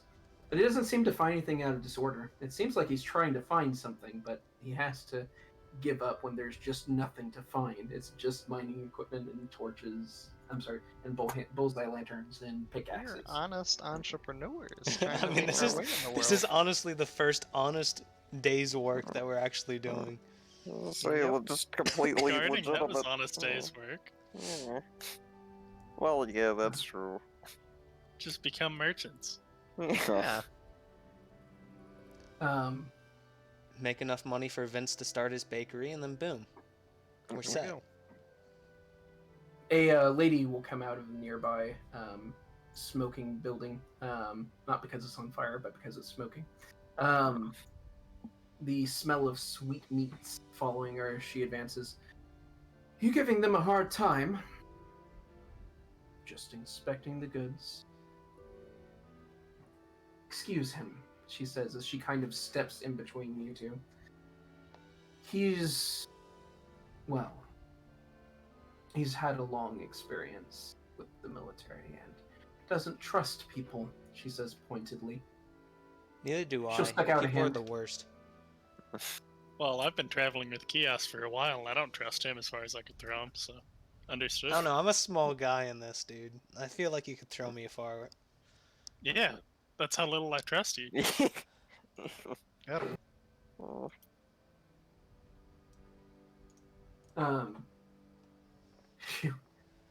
She will thrust her hand out towards who's closest to her. Depends where she's coming from, but I would be near the guard. I would just be somewhere in the middle, just emptying bag. Well, I'd assume as soon as he says it's okay, start shoving back in stuff back in. Yeah. Yeah, I mean, I'm not. Yeah. But... We just have a. It's like in Skyrim when you collect cheese wheels and you drop them all one at a time. You were just surrounded by goods. Yeah, it's just freaking the air shimmers a little bit, and all of a sudden there's just like 30 pickaxes fall out of the air. Just flip the bag inside out. Yeah, that's true. She'll introduce herself as Mary Ilwood, the claimed proprietor of the Blue Pig Inn.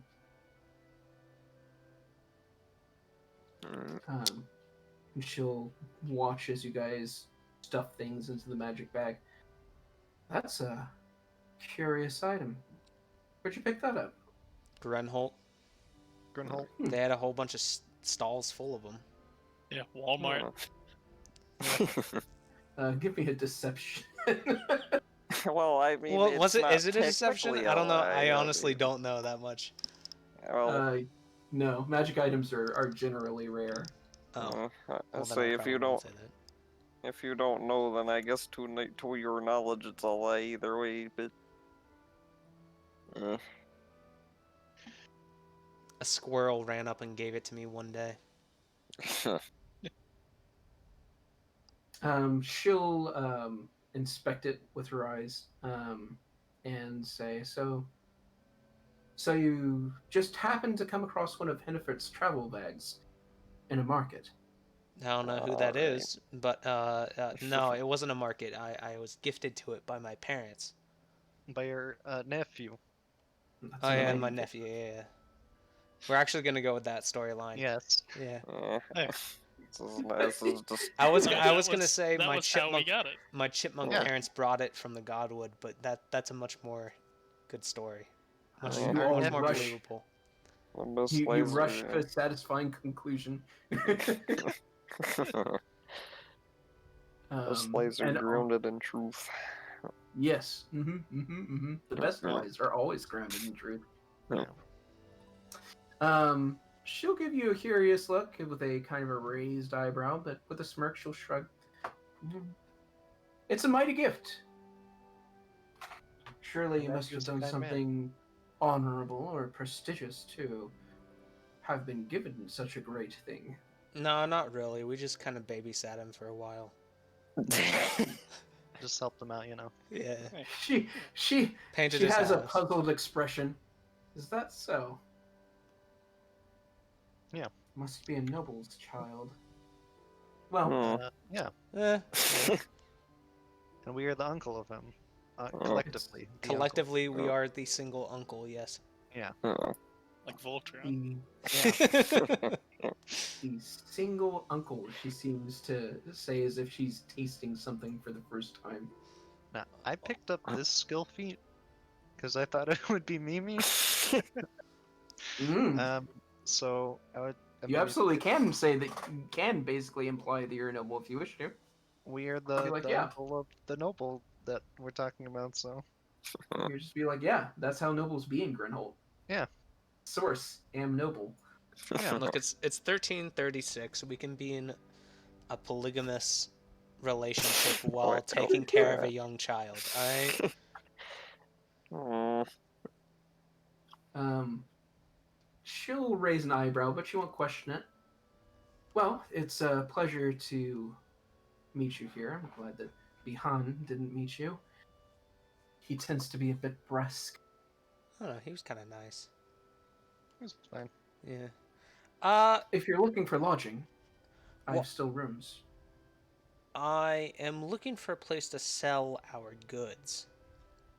Do you know of a place that is Well- commonly traveled by miners and Then you could probably just sell it to them. other digging people? Well, every Fires Day, every second Fires Day, that is, the Sarin up from the fort to the west tend to come into town, and usually there's an exchange of goods. It serves as a sort of interim market, as we don't really have an organized one just as of yet. If there is anyone who's wanting to sell, you'll find them, she'll gesture, off to the east some. Find them in the square over there. It's by that church. Or, well, what's left of it. And when is this? Sorry? What day? Second Fires Day. So Second Fires probably Day? either a week from like yesterday or 2 weeks from yesterday. In game time. They'll be in town most likely next week, she'll say, correcting herself. Alright, well that gives me a time to properly price the goods. True. Cool. It wouldn't do to do that on an empty stomach, and I just so happen, she says, to have the best honeyed bread in town. I kind of feel like being a piece of shit player and just going, nah, I'm good, and then go find a different inn, even though you have this entire encounter. I'm getting honeyed bread. Yeah. You're not sure how many more inns this 30 building town may have. We'll just knock on a couple you doors. get too picky, you'll end up in an out. There's always the local barns and horses. Just start I'm- your own inn. I'm a capitalist at heart. Are there any more inns in this town? Are you just asking her? Fuck it, might as well, yeah. Okay. How do you want to broach the subject with her? Do you just want to be like, hey, are there other inns? Or like, are there other inns? No, I'll be polite about it. I'll be like, I'm just pricing things out right now. Okay. Give me a diplomacy. As a merchant, newly started merchant, Uncle of a certain noble. everybody's Who's gonna old enough be to in the rich local and Motel 8 next to all of the drug addicts as they sell my goods. Oh, Kios, and this won't make sense to anyone else who isn't in the Dayton area. We're not talking that. We're talking the Knights Inn.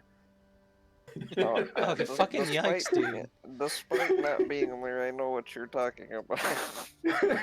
We have one of those here, yeah. I've never We actually pay by been the there, hour. but yeah, I've Yes. seen it. Yeah. They're not that fancy, unfortunately. Yeah. Much fewer drug deals, though. However, So this is which a the plus. Motel 8 to the Knights Inn. Like this is Yeah. in comparison, this is extravagant, but in general, it's kind of trash. Yeah. It's a secure place you can put stuff where the wind isn't likely to take your things as much as your neighbor. But nonetheless, not like posh or anything. You wouldn't catch a noble sticking around in that inn. How much Not for without. 4 beds? I'll say 3 beds would work, but we're in a bit of an off season, so I'm willing to let 4 rooms go for a week for 3 silver. What about 3 rooms? 3? Sure. Well, I mean, like, aren't we gonna be having like shifts? Yeah, but I mean, it's still nice to have somewhere for yourself to sleep. I mean, we all have But our we own only bedroll. need 3 Well, beds. look. This is what Listen I'm here. saying, man. If we have 3 beds, then whoever's on watch goes on watch, and then when they come off of watch, their bed is already warm. Right, that's what I'm saying. Like, it's actually a plus, is what I'm saying. Like, and then we don't have to spend an extra copper. What she's hearing is clean sheets are optional. Yeah. So just take the tent and hang it up in the corner like a hammock, and then there you go. Nah, 4 rooms works. Yeah. I mean, yeah. Absolutely. I'll make sure that they're prepared by the time you stop by. You might speak to, well, How much was it? she gives you 3 silvers for the 3 week. silver. All right, I'll take that. It is a pretty nice rate. I mean, it was like a gold for a couple nights at the other place that we were at. Well, in the it city. is the capital. Right. Even in a state of distress, their economy is much stronger than out here in the boonies. All right. She will give all of you a bit of a look, not too unlike the guy who was just rifling through your stuff to make sure there wasn't any drugs or etc. And she'll kind of nod to herself. If you're feeling adventurous, I might know someone who'd be interested in purchasing these things from you. I don't. Okay. What do you mean adventurous? I mean, first I want to price out the goods. You know, I don't want to sell course. something that's 3 gold for 2. Well, Mr. Hick is in town currently, and though he is an interesting man, he nonetheless is always interested in excavatory equipment. He was working out a deal with the Blackbone mine recently, I think, though that fell through. So he might be interested in your goods here, provided that you give him a reasonable offer and aren't offended by his strange view of the world. What, is he like a white supremacist or something? Like, what's going on here? He has an interesting viewpoint on Kagosho, I suppose. She says, trying to obviously cover up something with niceties. I'm not going to be able to look through things. Is he like... Does he have a Kagosho fetish, or does he think that she doesn't exist? He, firstly. But secondly... Oh, Kagosho? Oh, I'm thinking of Shoshula. Never mind. Salonis. Yeah. Salonis or Shoshula. One, two, three. She'll shrug and say, his view of Kagosho is fairly local. I'll immediately look to Renault, because he's the religion expert, and, you know, with a clear, what the fuck does that mean look on my face. He's a Southern Baptist, and we're just Protestants. Oh. Actually, give me a religion. Yeah, you might be able to suss out what she's trying to kind of dance around without saying. Oh, yes, you can. She's saying that he is a cultist. And he worships a particular site more than the god himself. Ooh. Oh, so this isn't Southern Baptist, this is Westboro Baptist Church. Okay. Yeah, a little bit, yeah. She's implying that this is kind of like Scientology. Oh, okay. I honestly don't know if that's worse. I'll tell Chaos that we'll probably be fine speaking with him. Yeah. Speaking with him, yes. Though you know for fairly sure that people that tend to run this sort of religion or are part of it tend to be very opinionated. I'll give her a list of the goods and say this is what we have to offer. I suppose you can set up a meeting for tomorrow, which should give me enough time to suss out how much each thing is worth. She'll you'll catch her for a moment as you imply that she will be the one brokering the meeting, but she'll relax and of course. Well, I mean, like, Yes, you're I'll the see one that- with the connection. I don't know what you want from us. I No, mean, I'll give I you a wouldn't- finder's fee. You know, I don't know if you want that, but I wouldn't mind being paid for my services. They may help things go more smoothly. of course. I'll That'd be toss her. tough. Fuck it, I'll toss her another gold. Nice. This is all being she'll- deducted, by the way. This is gonna get covered before you guys get your share. Yeah. She'll nod, and after inspecting the gold piece, while pleasing no offense to you, it's just that they don't often get it, so she needs to make sure that it's legitimate. And it is. And she'll pocket it and say, thank you. This will...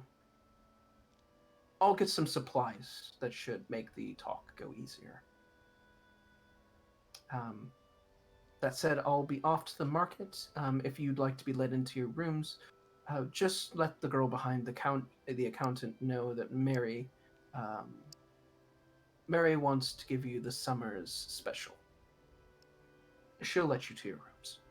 And I'll mention, since she's a native as well, and since she's already going to the market, if she could try and suss out the prices for our goods as well, and then we can just compare and contrast. That'd be nice, especially at the cost of 1 gold. I think that's well within our price range. Sure. Vincent, give me a perception.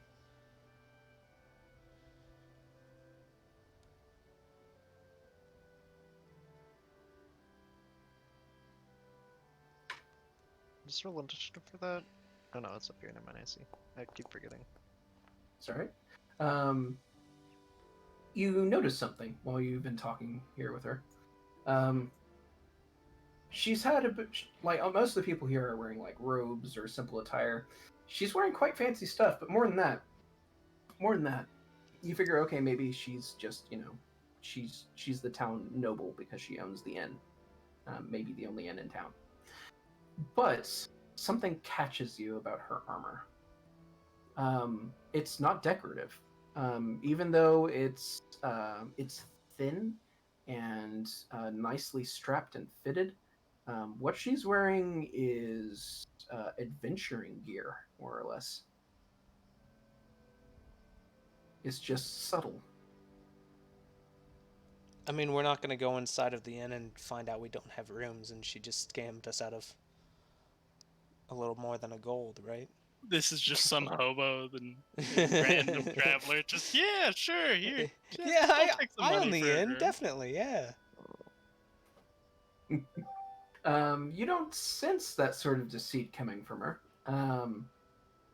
Nonetheless, you may feel suspicious as you wish. She's probably just a well-endowed adventurer who had success and bought an inn.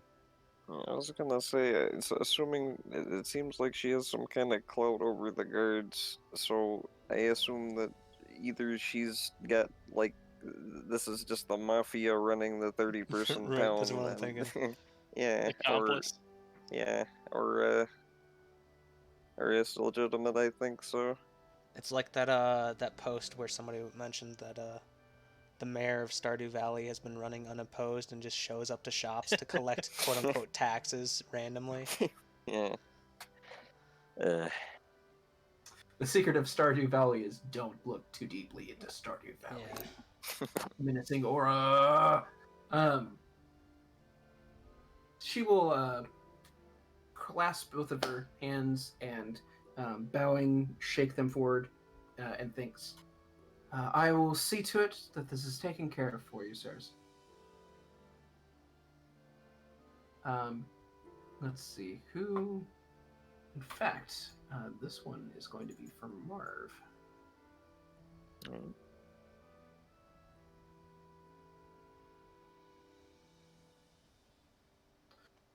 This one It's for you.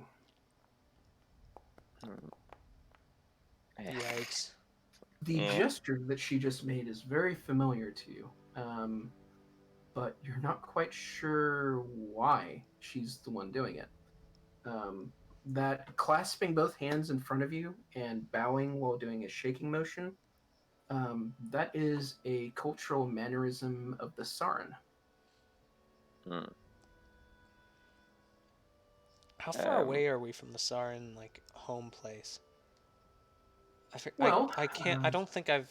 I mean, you showed us pictures of like the mhm. general layout of your world before, but I will pull up that information for you presently.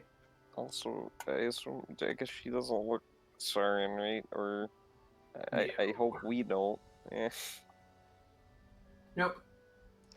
She looks human. Sephirin, really. Right. So Grinholt is on the right side of that image. You guys are kind of, sort of in the middle here, kind of to Yeah. the south-southwest of the Red Court. See that little dot called Seeker's Call? yeah, I see it. Is it in Quinlaw? Quinla is the capital of that territory of the Sarin. Jikun is one of the more popular outer cities. And Izar would be considered where you start transitioning into like 50%. All right, so that's a little strange, but it's not too far away, so it's not that big of a deal, right? Yeah, if she traveled a lot, it wouldn't be unusual. Like a merchant, that would certainly be something that they would pick up. Or even just like somebody, even fairly wealthy, finding or like on the outs of somebody trying to find somewhere to settle down and stuff. Like it's not. I'm not suspicious of it. I should be, but I'm not. She will walk off with a smile and a nod, and she'll kind of pause for a moment and step to the side as she nearly runs into a tall and imposing figure who scowls down at her. Mary. Hello, Mr. Dokya. Up to any good, are we? He bears a strange assortment of clothing. It looks kind of, sort of noble in make, but you can tell that there's armor underneath, multiple belts and buckles, and something on the side of his breastplate of unusual make. You're not quite sure what it is, but he bears a large, angular and circular tattoo that takes up almost half of his face, between his gray stubble, long ears, and giant black spacers at the bottom of each. All in all, a stony faced, imposing figure. Off to market, are we? And we'll start looking at the rest of the party, Ew. distracted for a moment. Oh, what does he remind me of? Yes, my lord, and I wouldn't wish to be in your way for much longer, so I shall see myself to it. Of course, he says, somewhat bored looking, as he looks to the rest of the party. And who's this? He says as he begins walking up. She, as he walks past, she looks at you guys, and she quickly tries to mime something. It's a kind of a frantic emotion, but give me a perception if you want to try and puzzle out exactly what she's trying to tell you. Nice. So she's basically saying, be careful. And then she'll bow to you guys and start moving at a slightly faster than normal pace off into the distance. He saddles up, grabbing his belt, as he stands 6'2", looking down at some of you. And who's this? We're travelers in from Grinhold. Does he remind anybody of anybody else? That picture that's up. Looks kind of like somebody from Dishonored. I was seeing that. I was also seeing, like, a non-blue version of, like, the chairman Chicho, I think is his name, from Clone Wars, that snow planet thing. Anybody watch that? No. Like season 1? Alright, well, that doesn't help me. Anyways. Underneath his right leather shoulder piece, there is a stitched gold embroiderment. Anyone who is trained or an expert in society can give me a roll to try and puzzle out what that symbol might be. Does he have a gun, like in the picture? It is a strange object that you're not quite sure what it is. Trained, you said, in society? Trained or expert. Yikes. It's certainly foreign. It's not Grinhold. Alright. Well, I never spend my hero points. I'm probably gonna regret it, but I'm gonna spend an extra 4. Does that help me? Plus 4. Sure. Yep. You're after some squinting. You can tell at least from the angular lines and the way that it's filigreed that it's Avgardian in origin. What is it? Avgardian. Avgardian. That's the one that's like way off to the southeast, right? Way to the east. I thought we were about to have a Marvel copyright strike. Yeah, he's an Avenger. Alright.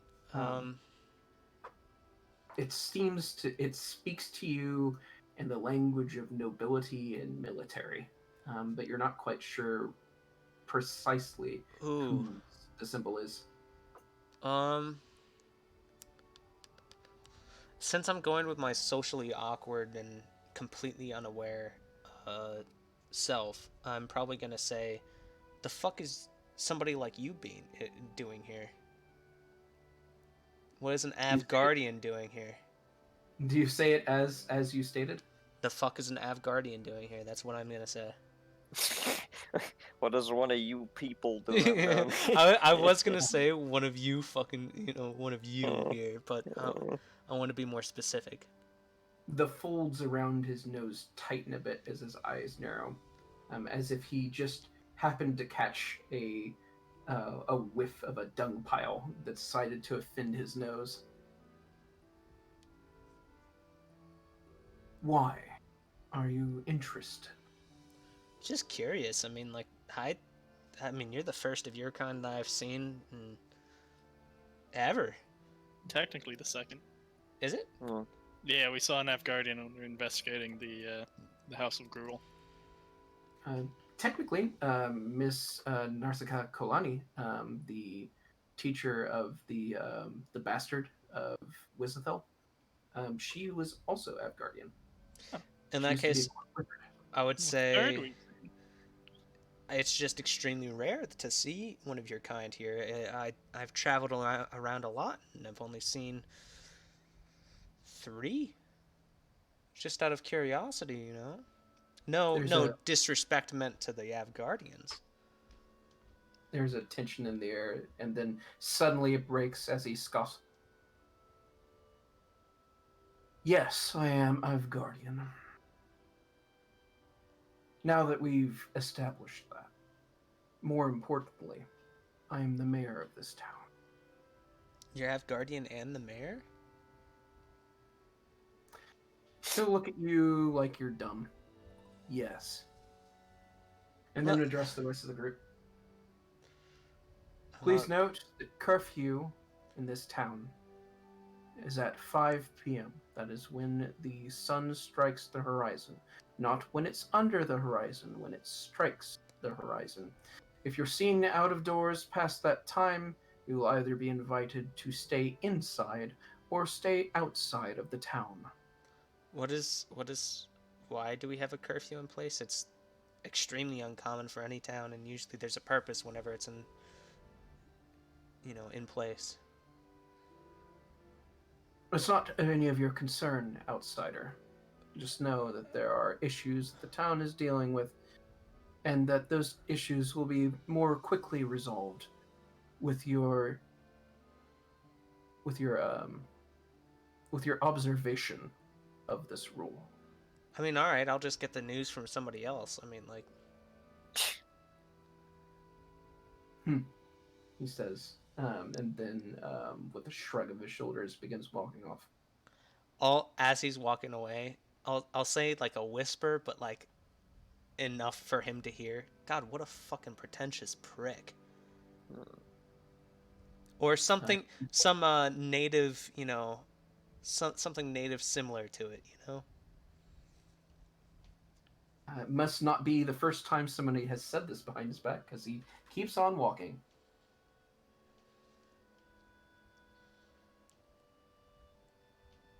Leaving you all on the street.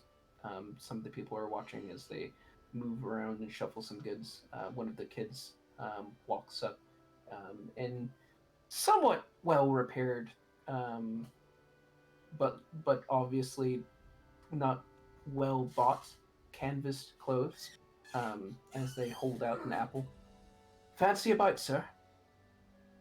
A single bite from an apple? Oh, if you want the whole thing, that'll cost more, but yes. Well, How much for a single bite? Yeah, hold on a minute. Just 2 coppers, sir.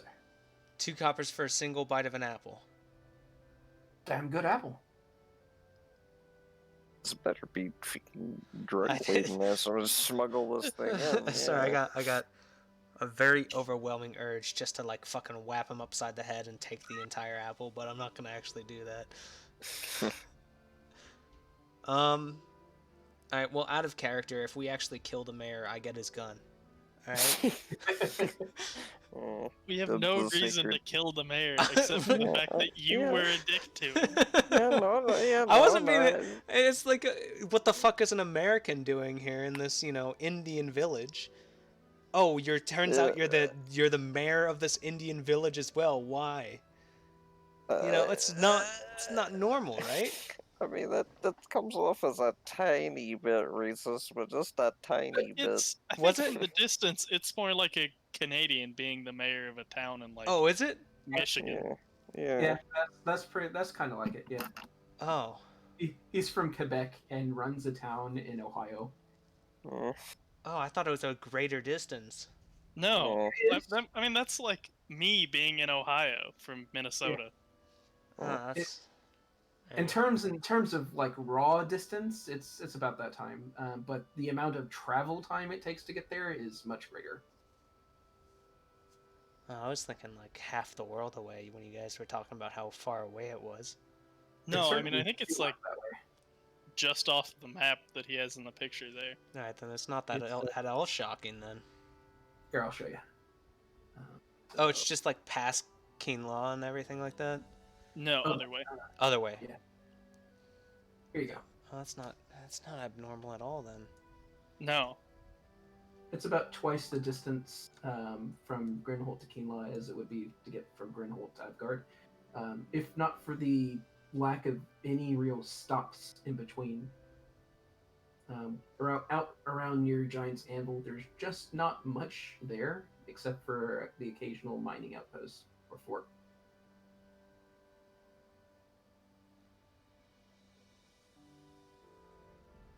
So it would feel like he's from a different world, certainly.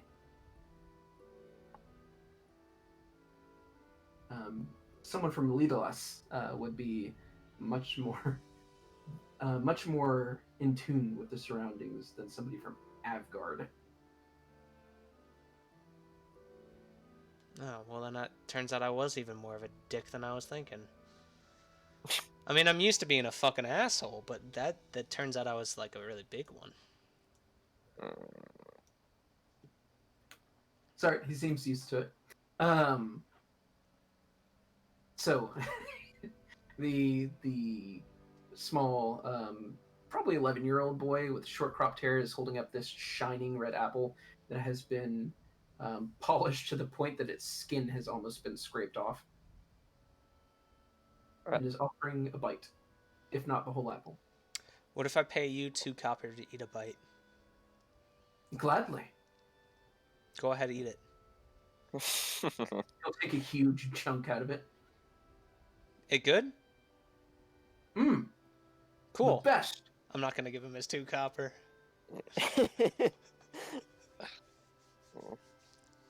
He'll, Oh, I see how it's going to be. All right. Well, I mean, you know. So first you piss off the mayor, and next the urchins. Yeah. Do you know how easy it is for merchants to get run out of town when they're traveling?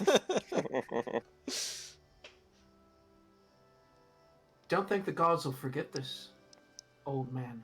Oh, the gods hate me anyways. I've been cursed more times than you've been alive in years. I'm sure. He'll, continue eating the apple as he walks off.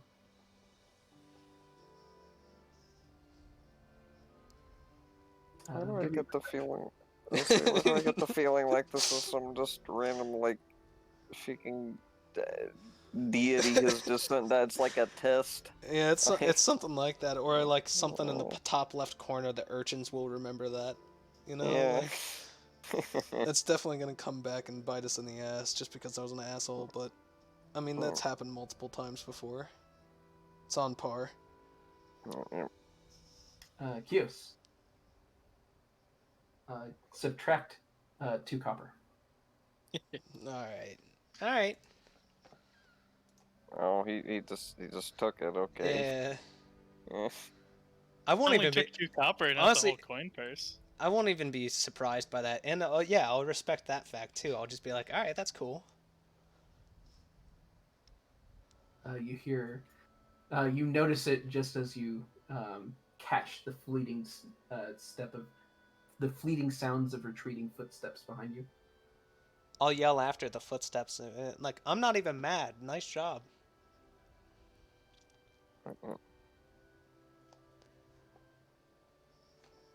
All right. So, left to your own devices on the city streets. Everyone else seems to be giving you a much more wide and wary berth. Oh, after I piss off the urchins and the mayor, they don't like me anymore? What a surprise.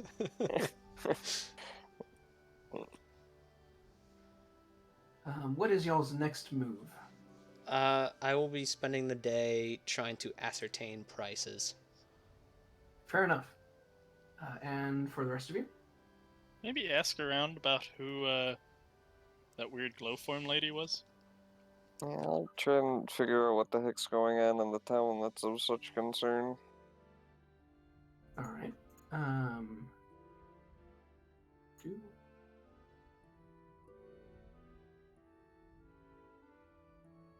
And what will you be doing, Mr. Vincent?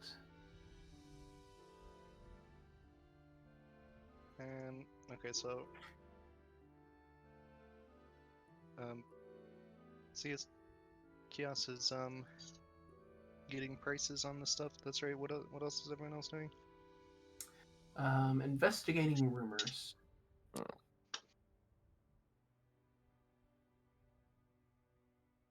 Did I finish the ritual with the mud elementals? Like, that's all done? Yeah. Okay. You did that before you all set out this morning. Okay. Otherwise, it would have been a day there, and then doing that ritual, and then a day back. Yeah. Guess I'll just go Assuming window you can find shopping. it immediately. Window shopping. All right. Yeah, see what's around. Fair enough. All right. So, firstly, Kios, you have assembled your price sheet. Just gauging. There's not really like a merchant organization in the town. This place is so not rich that the Grand Wheel doesn't even have an office here. So it's not like you can really speak to any licensed merchants about the local ins and outs as far as imports, exports. So you're having to kind of go around and see what everybody's got to sell to get a feel for the market. And that's what you spend most of your time doing. Kind of probing a few questions here and there for, hey, how much is that mug worth? Or my friend might be interested in a silver plate, but he doesn't want it to be too expensive. So, what would you be willing to let that go for, and so on and so forth? Trying to establish a base market price, and then translating that to the prices in Grinhold. Your conclusion is that the town is unfortunately pretty poor. You don't think that you could sell this to the common folk in the town and make a profit. You're going to have to find somebody who has a vested interest or deeper pockets than the ordinary person. But to those ends, that means that if you're exclusively dealing with that market, more or less you'll get to set the price because there's no supply either. At least no on-hand supply. So if somebody has an urgent need, then you'll be able to jack your prices up ridiculously. Marv. Yep. You were looking into Mary Illwood, was that right? I was looking into this in general. Why there's a curfew? What's yeah? Curfew. My mistake. Turns out that there have been a lot of missing people recently, and the curfew got instated just a week or two ago when somebody's kid went missing, and they still haven't found him. All right. The hunters are organizing to try and find out what's been going on, but aside from a few scraps of clothing and signs of struggle here and there, they just haven't been able to figure out what this is yet. Do we have a description of the kid? Yeah. He is pale-skinned, about 8 years old, male. He's Habitian. Has a red tattoo on the right side of his face that curls around his eyebrow, and was dressed in blues.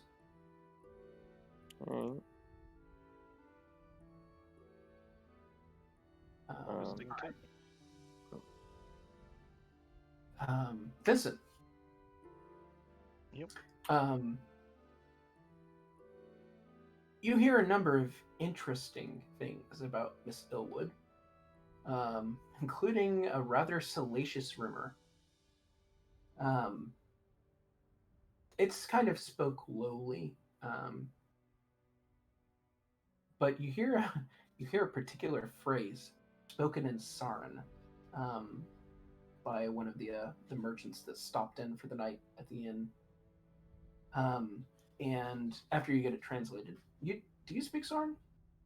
I don't think so. No, just common and grinning. You can take it to somebody in the party who does. And what he called her was a black scale. And that is a particular note. Black scales are like the property of powerful evil creatures in the Saran language. That's what that means. It's also sometimes derogatory because some Saran do have darker scale, but generally that's fallen out of practice. So unless he was being super racist, he meant it more literally. Other things to know about her is that she's extremely handy with the frying pan that she's on her back. She swore off the usage of weapons whenever she came into town as part of her comport with Bihan. For reasons that aren't quite clear, there's rumors about this and that for why the mayor bound her to that, including such things as he's an asshole and she was a slut and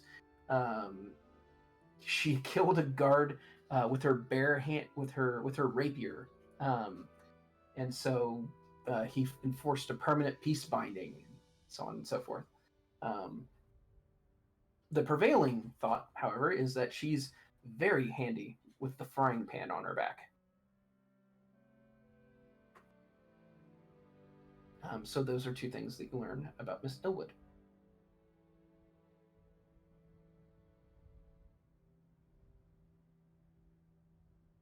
And the night soon approaches. After a day of searching through rumors and getting prices, it is finally time to sleep. The town quiets rather quickly after 8 p.m., and most of the people are already off the road before it's even 5. The curfew is in effect, and the militia is moving throughout the night with lanterns drawn, looking somewhat bored, all of them bearing spears and somewhat shoddy looking leather armor. And the night is cold. How do you wish to spend your time during the evening here in Seeker's Call? Will this be a watch affair, or will you just all go to sleep? Who has the magic bag of everything? A lot of us do. Well, I mean, at least a couple of us I think do. Vincent and Marv's have it split between their 2 bags. Right, Yeah. well, Yeah. I'd figure you'd still do watches. Just yeah. might as well be safe. I guess the same watch schedule as well. So. Hmm. Okay. You will begin your watches as per usual. Can everyone who's on a watch give me a perception? Sure.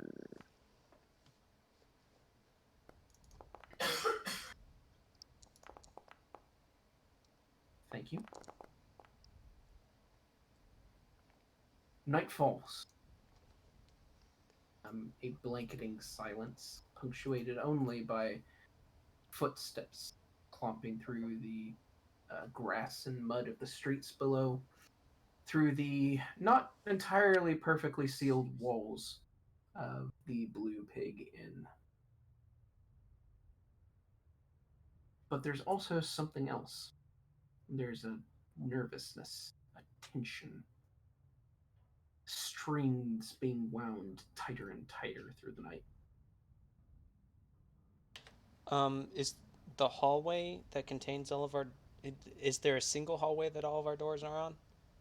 Yeah. And is it Yep. just This is a our single-story building. doors? Yep, single-story building. Their individual rooms connected via a hallway to the main pub lobby. Main inn lobby, which also serves as a meeting area and where breakfast is served. I guess my real question is, am I gonna disturb people if I just do dancing lights to see a bit better? Well, the inn's owner also sleeps in this hallway, so you might disturb her if you do. But that's up to you. I mean, her door is closed, right? Mm-hmm. Can I control the brightness of my dancing lights, or? I don't believe you can. No, Aside from just a smothering it. It's sort of just like 4 different torches just spread throughout the entire room. Mm-hmm. I believe that's how it works. I will double check. 4 floating lights, no 2 of which are more than 10 feet. They shine like torches. Yep. I will at least start trying it, and if she comes out and says something, I'll stop. But I'll like spread them out to like minimize darkness in that one specific area, but maximize it everywhere else. They just have to be within 10 feet of each other, so. I don't know. At the base of the hallway, where, I mean, it doesn't like connect 2 different places, it's just a single hallway coming down, right? Right. Right, so I'll do it at like where the hallway starts from. Okay. The lights sparkle into existence, casting their brilliance on the surrounding warped wood. Is it you? Or did it get darker outside? I would at first assume it was me. It's curious. You pay it no mind, though. Figure you just, weren't paying attention. Bright lights, etc. Night vision must be kicking in. There are subtle creaks and cracks of the wood as the building seems to move slightly in the rustling wind. But an hour passes with no problems. The militia passing by every 30 minutes or so. Until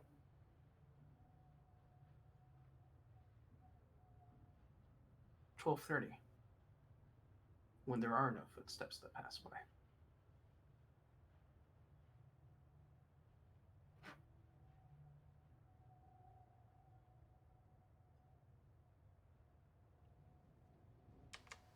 I'm sorry, there were footsteps that passed by?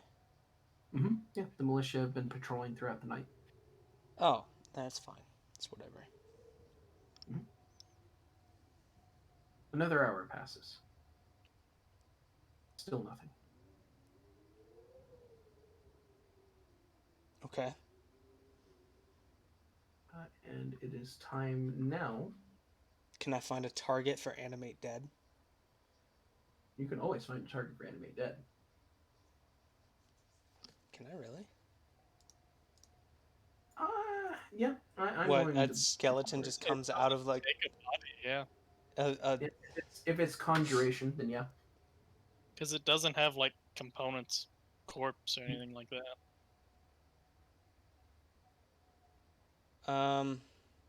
It seems like it should, but since it doesn't, I'm willing to believe that it is a necromancy that is a conjuration. Well then, since Oh, no. Well, no, that's 5e. It's 5e. That is not Pathfinder 2e. it says Specifies. your magic dredges up a corpse or skeleton and fills it with necromantic life. Therefore, like, the floor would be ripped up as I pull a zombie out of the depths of the earth. Yeah. All right, I'm not There gonna do doesn't that then. necessarily I'm not gonna rip up the floor to summon a dead, but I will send my compy out just to do a quick lap Okay. of the place. It will happily tap out into the hallway, its head swinging back and forth as it does, and it advances to the door. It'll kind of nudge it open with its snout, and then look out into the street. What sort of communication do you have with it? I don't know if the telepathy, the very basic telepathy, got removed when it became a physical creature instead of a magical one.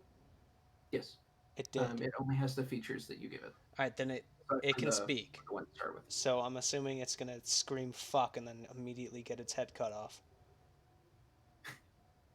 Since you're asking me that question.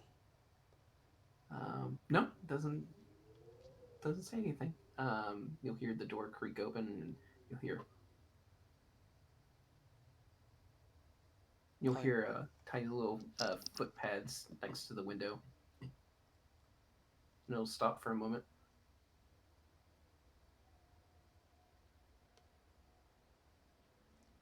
Well, if it stops, it should come back. I mean, like, if it sees anything, even a little bit suspicious, it should come back. Takes a few more steps forward. And then starts walking back.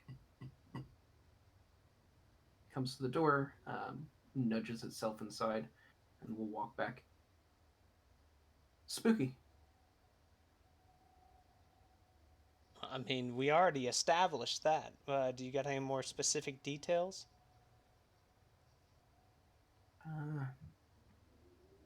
Smells like smoke. Isn't this a smokehouse? Yeah, they smoke meat here. Probably to make traveler rations. But they're not currently smoking anything. I I suppose I will wait until somebody else wakes up for their shift, or it's their time for a shift, and then I'll do a lap with them, and then I'll go to sleep. Well, that time rapidly approaches. Let's see who is up next.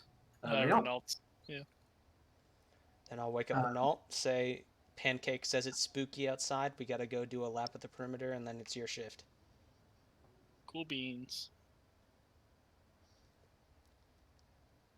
And I assume that's what we start to do. Okay. Leaving Pancake to shriek if he sees anybody in the hallway. As you will. All right. So you head out there, and Renault, give me perception. You at first think that the forest to the east of y'all must be on fire. There's a small glow. You can see smoke rising. But then as you squint at it and your night vision improves a little bit, it's tens of figures in hooded robes, all bearing and holding aloft staffs, which at the tip of each bears a purple, violent flame. They stand in a circle, and one stands in the circle of all of them.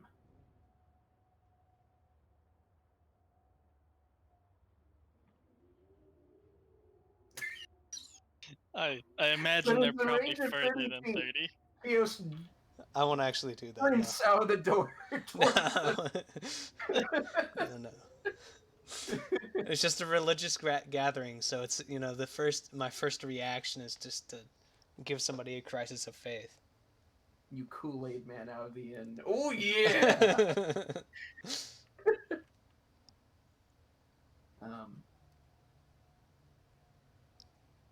You see something emerge from the woods. They surrounds the figure in the center, and then takes it into the woods. And then a few minutes later, the hooded figures begin to leave. When you say surrounds, was it like forceful at all, or just sort of like a that he saw? Sort of just a religious. They surrounded him and then guided him to the place that the culty things were happening. Mm-hmm. All right, well then that's fine. It's whatever. It's just culty things doing cult things. Yeah. Give me another perception reel. You feel something brush past your arm.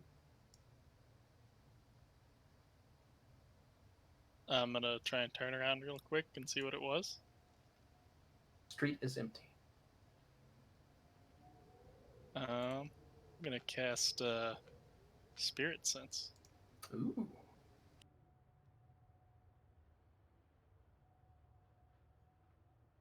Okay.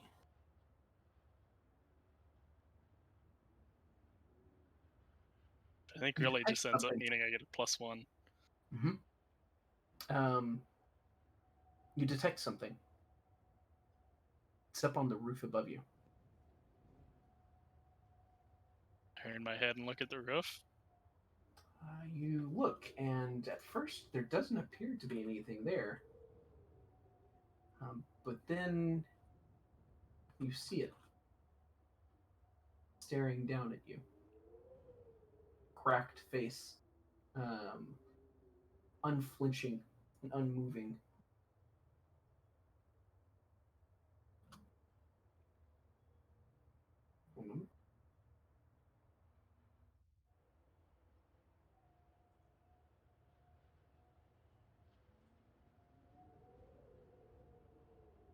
This, but with a giant crack dividing basically its face in half.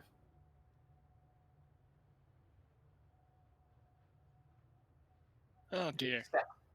It is set on the edge of the roof, staring down at you. Divine Lance.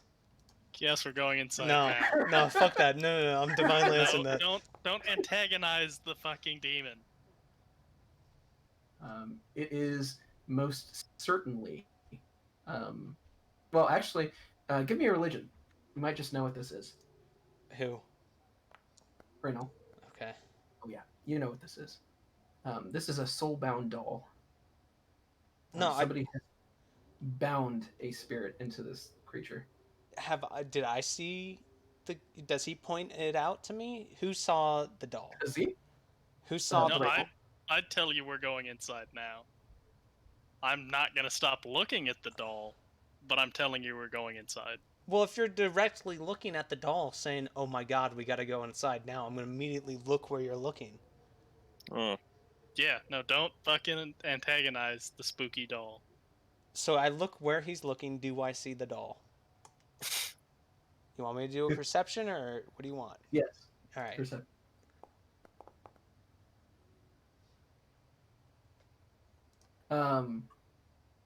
There's nothing there. All right, that's extra spooky. I don't like the fact that you sent that picture. I don't like that picture. Honestly, all right. So, two things I can't. What's wrong with that picture? I just want you to know. No. Honestly, two things I've an irrational fear of. Like actually, in person, I honestly cannot stand one clowns and like the porcelain dolls or creepy ass dolls in general. I just honestly, they fill me with no, stop being a dick face. They are honestly terrifying to me, and I hate that this is now part of the game. Like I like it because it's spooky, but also fuck you for putting this in the game. But yeah, since I don't see shit, I'll go inside. Fair enough. Reynald, here are some things that you know about soulbound dolls. First, the actual originating spirit is not in that creature. To fit a spirit into the doll is a violent act, and it basically shatters a lot of the donor soul's personality and memories.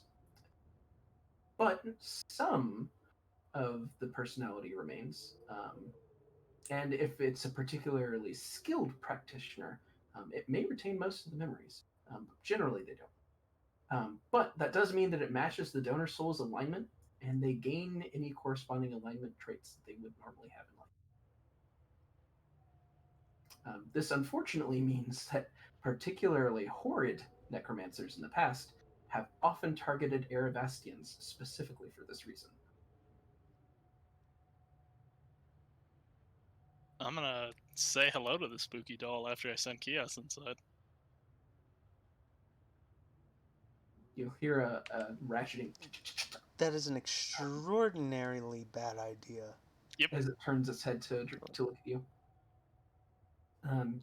It'll move its hand to kind of raise up as if it's saying hello to you, and it'll stop in a vibration. And then it'll just start slowly lifting up off the roof.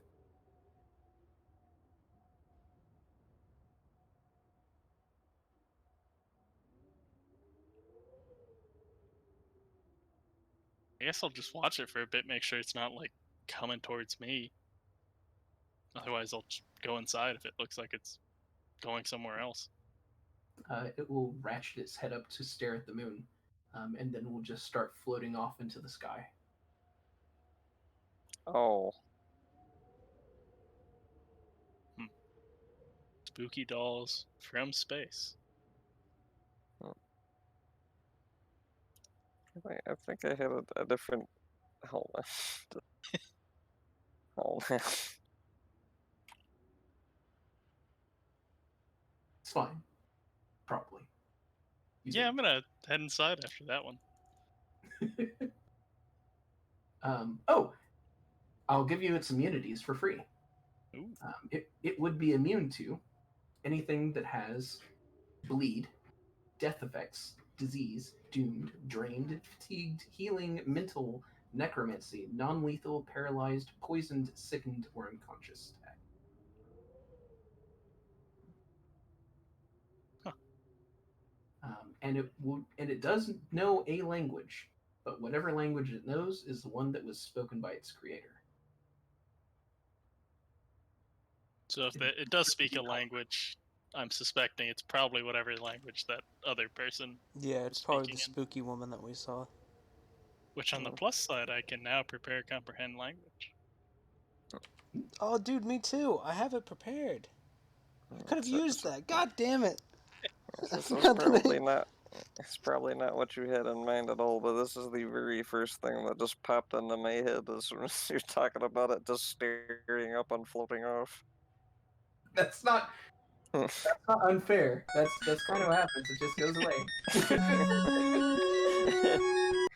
Just goodbye, my people need me. Reynald, give me a wisdom for fridge horror. Yes. The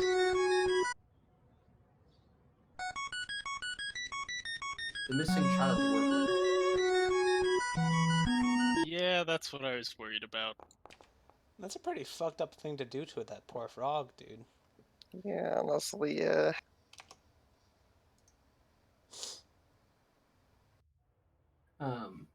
Well, that dealt with.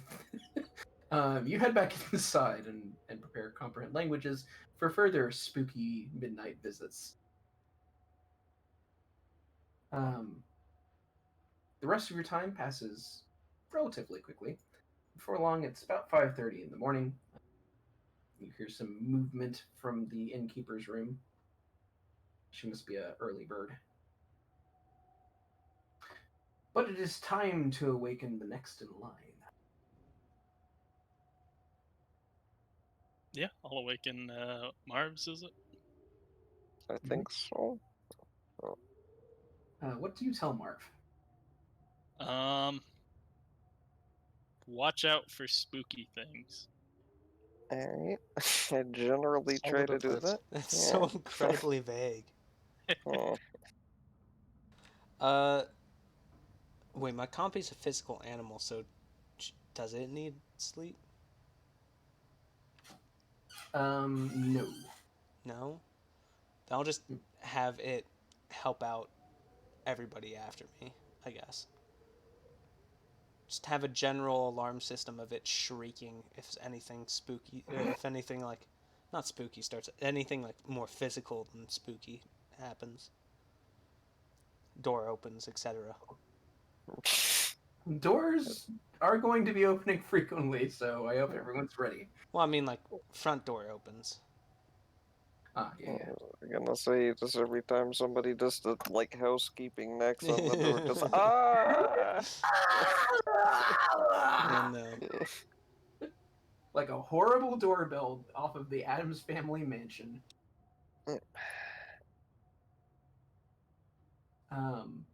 Okay, Marv, they don't tell you much. But it's soon dipping into the deep blues of dawn. As Felnor slowly wakes from his slumber to cast his gaze down on the planet once more. Or so the old legends go.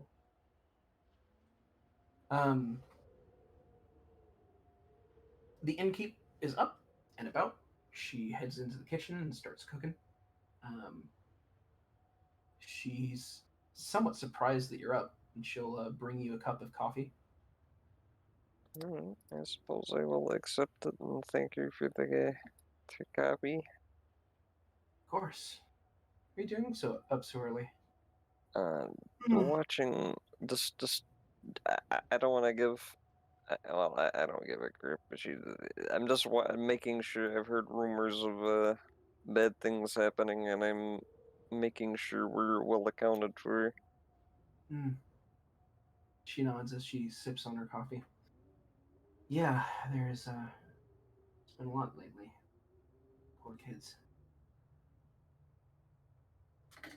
Well, if you need anything, I'll be in the kitchen. I'll make note of it. Dinner's at 7, she says as she walks off. I'll give you a little salute. And... Breakfast. Oh, yeah.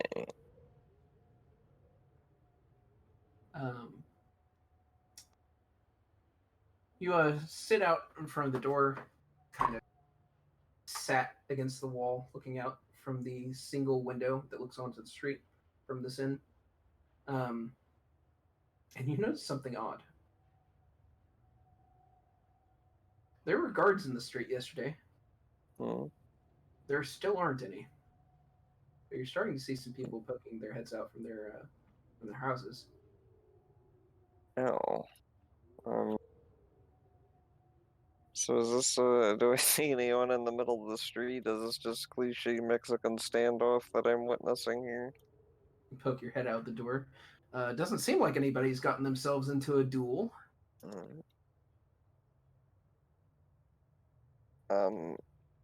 I'll just sit here and stare out the door for about 20 seconds. If nothing happens, I'll call out to somebody else that has their head poked out a door and ask what the heck's going on. Looks to be a man with a simple leather cap that's kind of a cone that's flopped over on one side. Dressed in traveling attire as he's shouldering a canvas bag. He looks over. What? I'll repeat myself. I'll just ask, is there anything going on? It seems like people are awfully anxious. They're just waiting for dawn.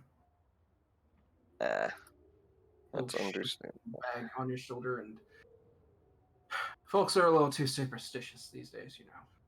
Yeah, understandable. But I'll ask him if the guards obey the curfew the same as the citizenry. Oh. And then he'll stop for a moment and he looks down the street and he looks the other way. And his eyes narrow. No, they don't. Alright, that's rather odd. Nah, they're probably getting drunk somewhere. Perhaps. Is wont to happen.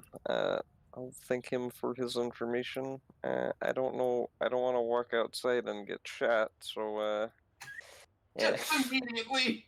Yeah. Yeah. Don't see any of the guards because they're all up on the roof just waiting for someone to step outside. But they have a betting pool and one crossbow with one bolt. Yeah. But I suppose I will go back inside for the time being. Fair enough. 30 minutes will pass, and it finally starts shifting from blue to deep purples and reds. Folks start coming out their door and onto the street proper. Some of them lashing donkeys to carts and getting prepared for the day. One man coming in from out of town, looking a little haggard as he leads his donkey up to the church, or what used to be.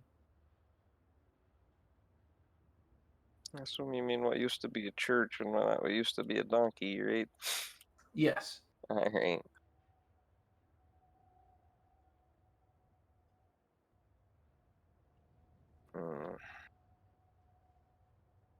He gets attacked by a raven on the way, and he shoos it off as he waves his arm, annoyed. Can't screw with ravens, those mess you up. But I mean, sorry? You become a legend passed down from generation to generation. I mean, I don't really. I mean, I guess I'll acknowledge him as he walks past.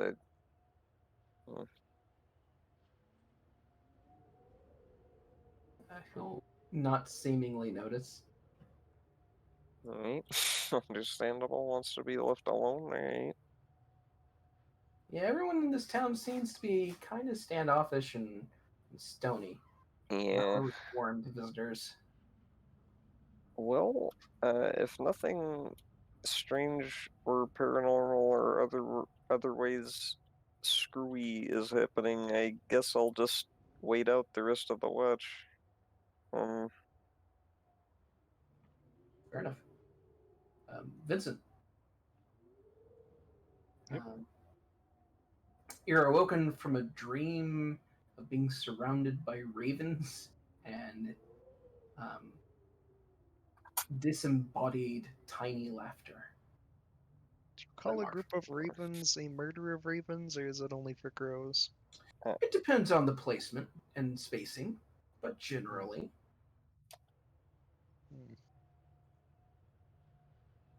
It is said that Zuhulu's retribution lives in crows. An unkindness of ravens is what Google says. Yeah. Oh. Surrounded in my dreams by an unkindness of ravens. I've also found, and take this for what it's worth because I found it on Quora, but it's also could be called a treachery or conspiracy. Yeah, Wikipedia has those as well. Or some people just use flock.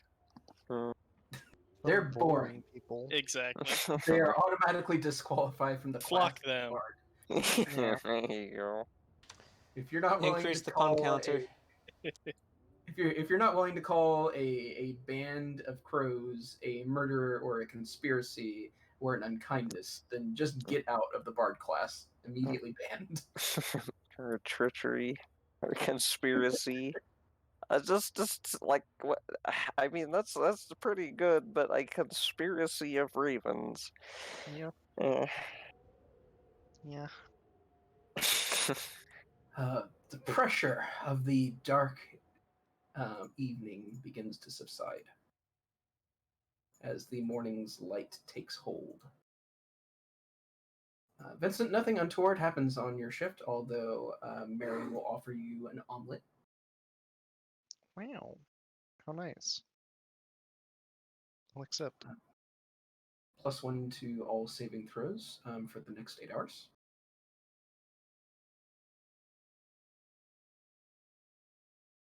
I'll just do my best to remember that. There's no like blanket add modifier to save, is there? I'd have to create like 3 separate ones. Yeah, annoyingly. It's okay. I'll just maybe remember it. Probably won't matter. It is a rich omelet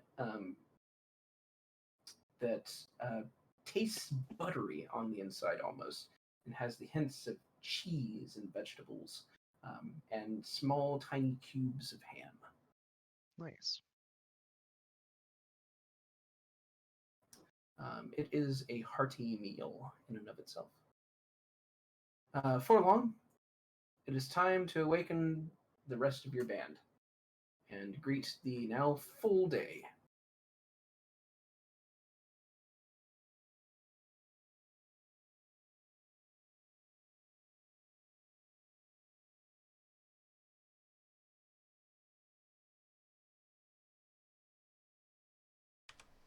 What was the result from my investigation the day before into the prices? Oh, Did I I find went anything? over it, but to summarize, there's no supply in the town as far as you can tell, even though everyone's poor. So generally, you wouldn't really be able to sell it at a profit to anyone that lives in the town and is just a normal resident. But if somebody's got deep pockets and they have a pressing need for this equipment, you think you could jack your prices up significantly because there's no other supplier. Alright, well, I'm hoping that the meeting today, then I can just double everything and see if that he'll accept that. 200% or 100% markup is, in today's economy, out of character. That's fucking amazing. Just a 100%. Maybe I should triple it. Maybe. Mary will set out with a polka dot cloth bundling something as she sets out 3 plates of food and mugs containing a sweet light ale, and she'll curtsy to Vincent on her way out. I'm to meet with your mutual friend, and I should be back soon. You should summon your friends. It would be a shame for breakfast to get cold.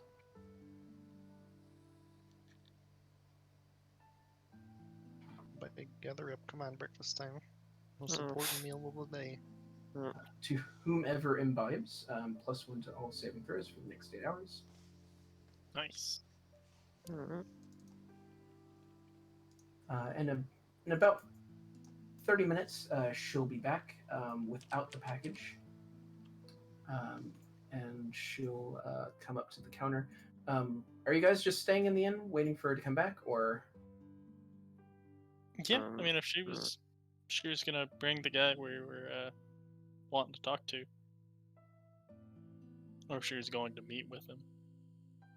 She was going to meet with him. Yeah.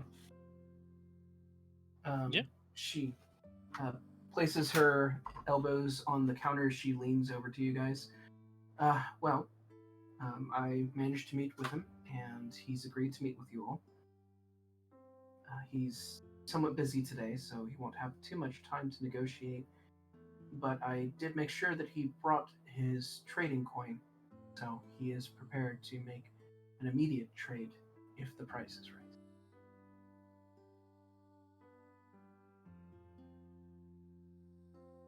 Do you have all of your things?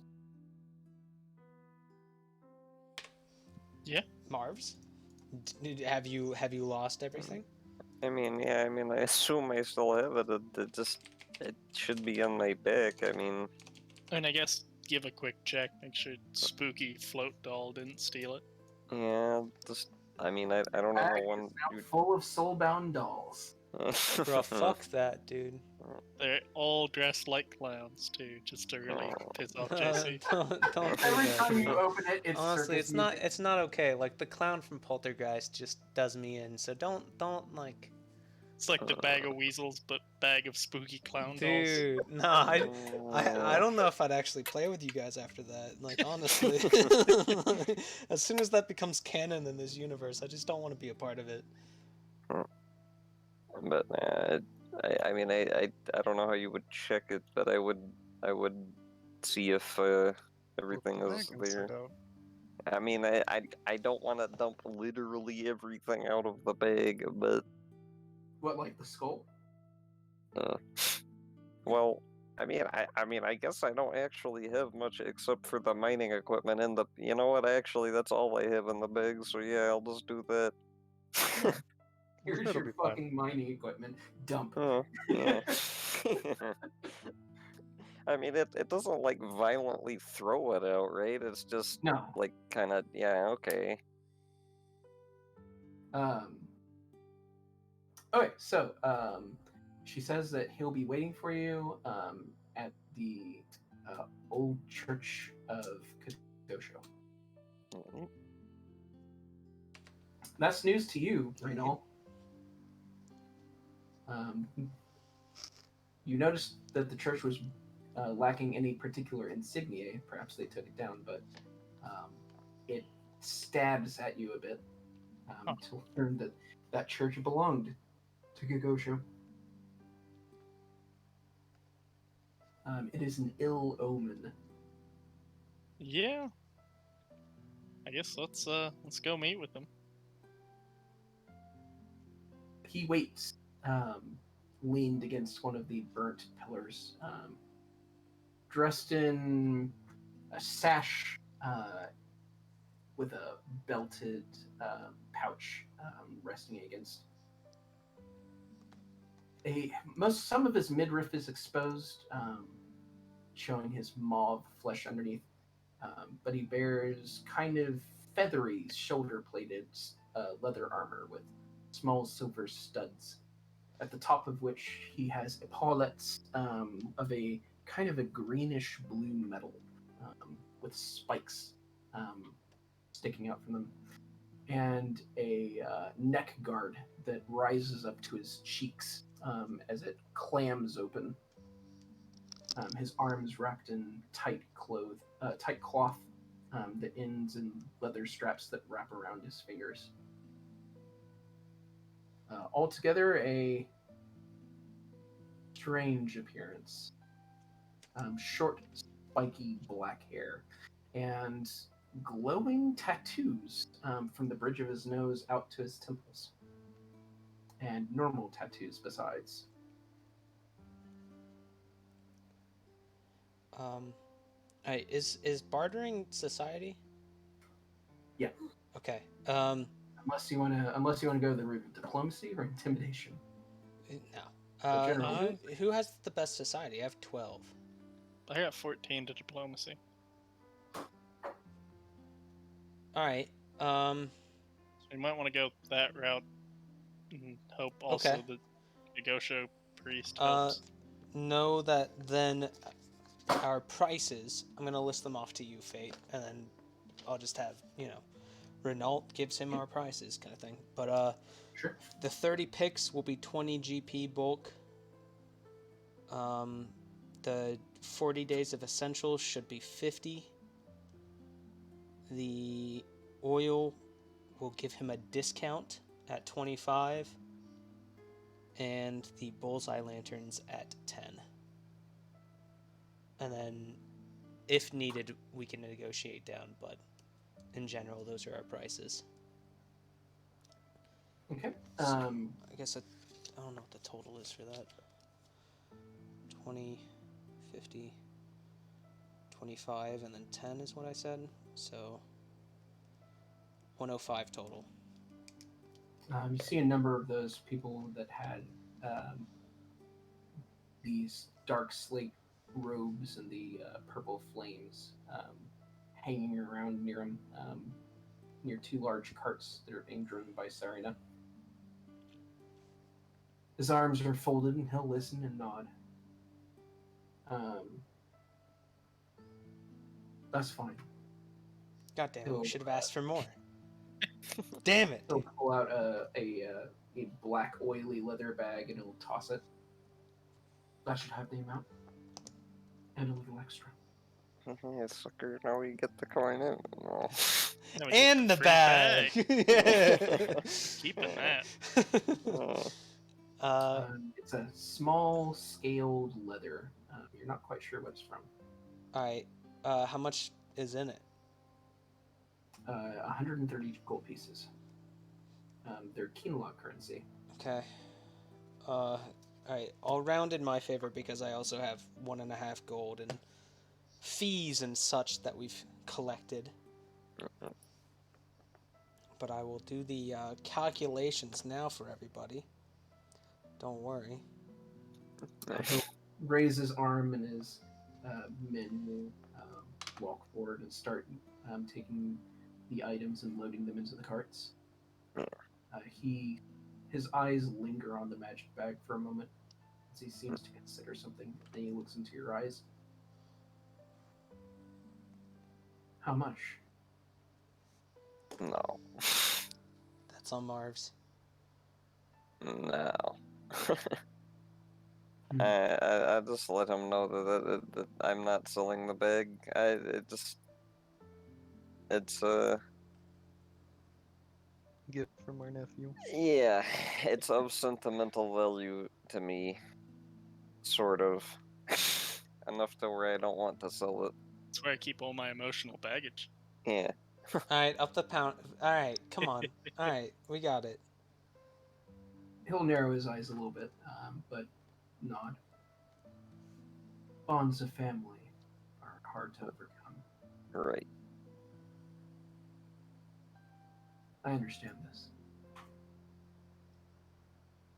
He'll turn to address his men. Hurry! I would like to have this back to camp before sunset. And he'll turn back and bow deeply to all of you. I thank you. This will be of great help in the work. Exactly What, what what's work your is work? that? Yeah. If you don't mind us asking. Oh, forgive me. You must be new to these lands. Yeah, we're just in from the east. He'll nod. He'll place a hand softly against his chest. I am a practitioner of the Blue Dawn, and we are seeking our slumbering god. Okay. All right, I got the amounts for everybody if we want to do that right now.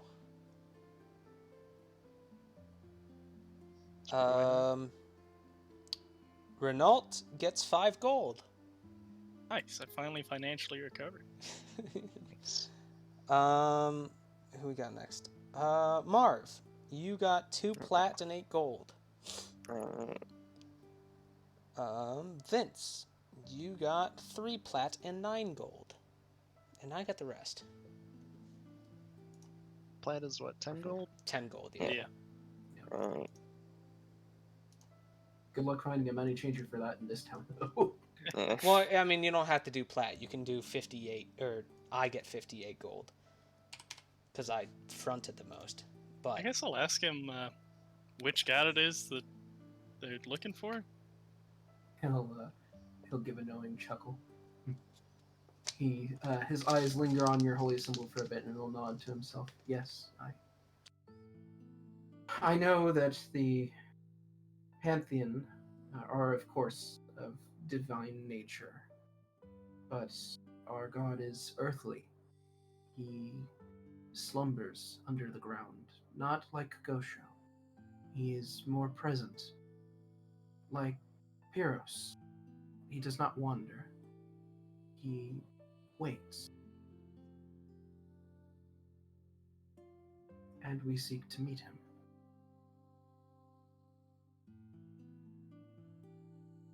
Well, I Unfortunately, wish he you luck sleeps. then. Of course. He was just going to say that he sleeps deep underground. And, it is difficult to reach him. Thank you.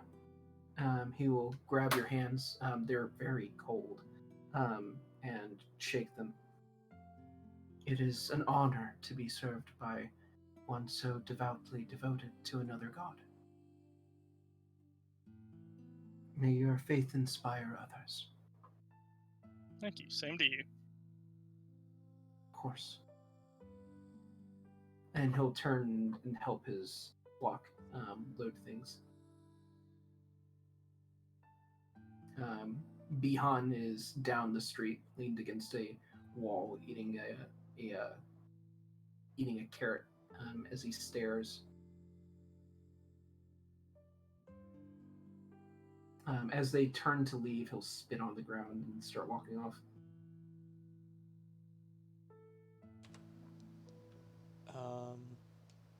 Are we wanting to sneaky follow them, or are we just gonna let them go? You let them go, because they seem like Cthulhu-esque cultists. And Yeah. I don't want to get involved with that if we don't have to, which we probably will have to. Well, I'm saying just either they're completely insane and have no basis and they're just raving lunatics, or they're actually right and they have some god they're trying to find and they're about to. Yeah, I don't want to. And they're probably about to do it with these pickaxes we've just brought them. Yep. I guess I'd probably want to spend some time today asking around about spooky fucking doll. Sure. I don't know who I would ask, but it's probably the innkeep, and then that doesn't pan out, maybe the mayor. Even though we know much about magic or divinity, aside from the small things that she was taught as a child about how to appease the Pantheon. But she does know somebody who may be able to help you out with questions of divine and mystical nature. She says that there's, at the outskirts of town, in kind of this old rundown shack, there is a lady who once, before she lost her sight, unfortunately, was a seeker of the Fate Weaver. And though she has fallen from that lofty position and now lives a much more humble life, a seeker of the Fate Weaver, by the way, is somebody who can see the chords of fate. Now she gives her expertise as trade and uses that to get by. Yeah, I'll go try and talk with her. Underneath a squat, somewhat sagging roof, which is not completely collapsed, but partially collapsed, there is a unmaintained doorway which leads into a about 10 by 20 foot room, some of which is occupied by a dugout and some wood and a chain wrapped over a beam overhead, which bears a cooking pot. Sat on a grass mat, there is in fact a lady in red robes who raises her head slightly as you enter. Mr. Dokya, isn't it too soon to be speaking once more?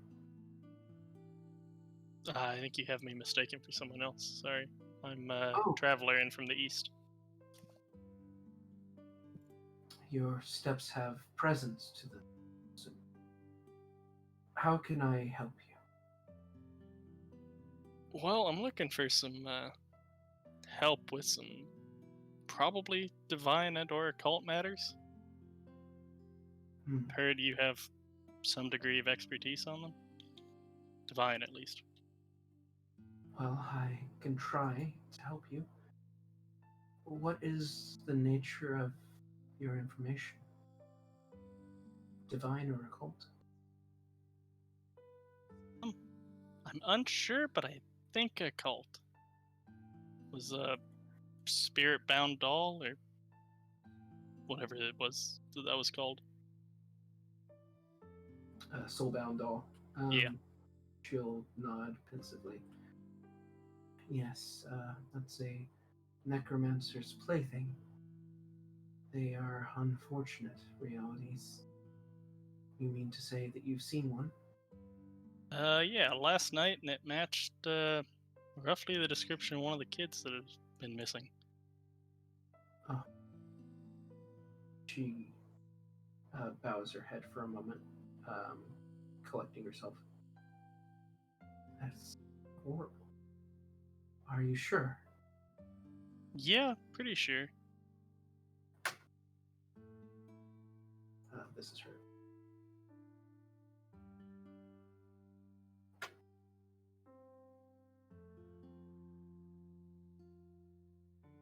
Well, someone's taking the children and turning them into dolls. That is a matter for the military to resolve. I should speak with the mayor. Would you help me stand? Of course. Thank you. She's surprisingly light and fragile. You're a good man. Thank you. Clearly, you don't know him well. Fuck you, Kios. She's judging says my actions. Says the man who pissed off the urchins in the first 5 minutes. And the mayor. And the mayor.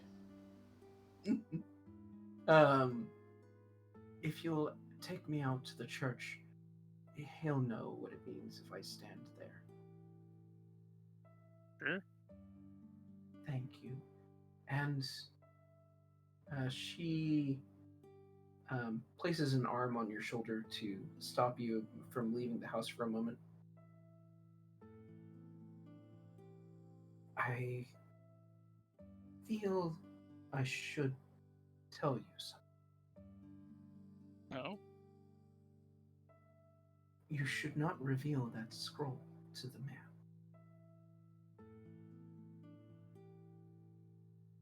Thanks for the warning. Of course. A kindness given is a kindness due.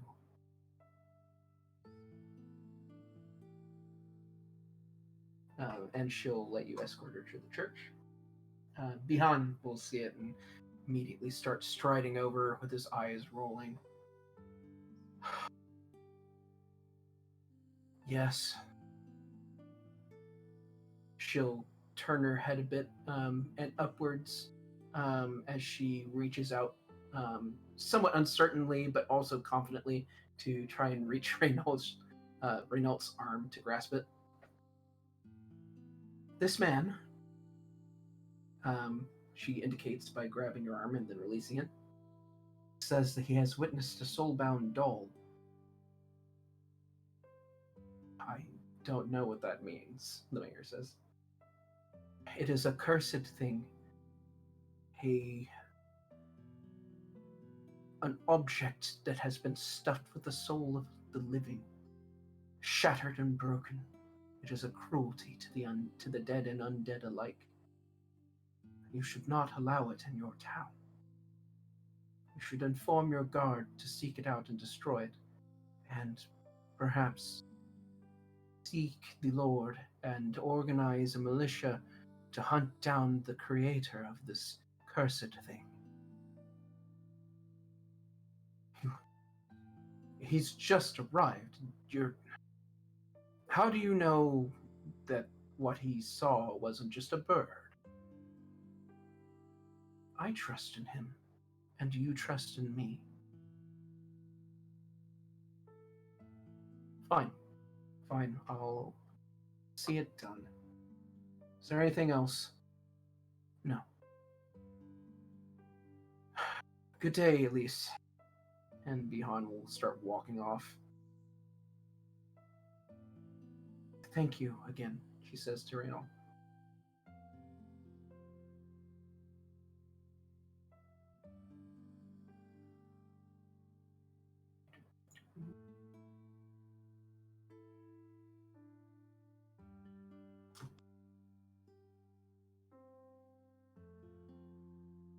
If you wouldn't mind taking me back. Sure. Thank you. You know, it's a shame, she says as you're guiding her back to her house, what they did to the church.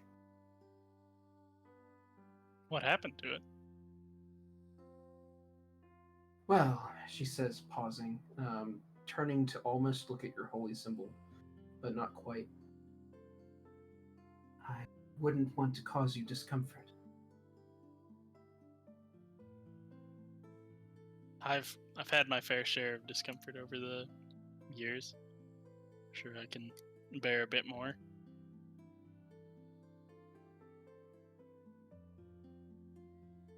Well, and she'll start describing to you a tale of sorts. It seems some months ago that a traveler, when it was storming, was denied entrance to the church on account of him being God-cursed. The priest would not let him in. And so Kagosho smote the thing.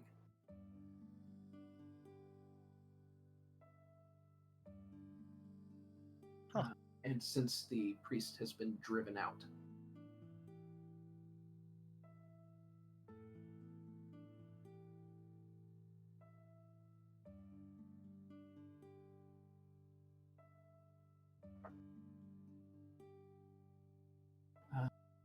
She'll thank you as she is sat back down and nods,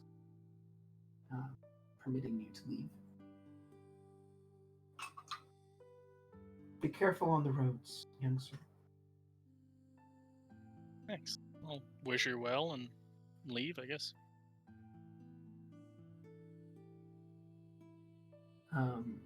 What else is everybody else doing? It is 10:50. Well, actually, it's 11:20. Well, I don't suppose they're actually. Well, they wouldn't be open around this time anyway. But I don't suppose there actually is some kind of an exchange in the town, is there? As far as that currency exchange, I mean. Yeah, you'd have to find a traveling coin merchant, and like she said, the market isn't exactly constantly staffed in this town. Yeah. Suppose I'll just get some rest, take stock of my belongings and whatnot.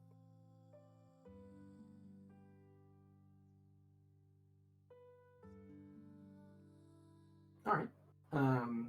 Anyone else?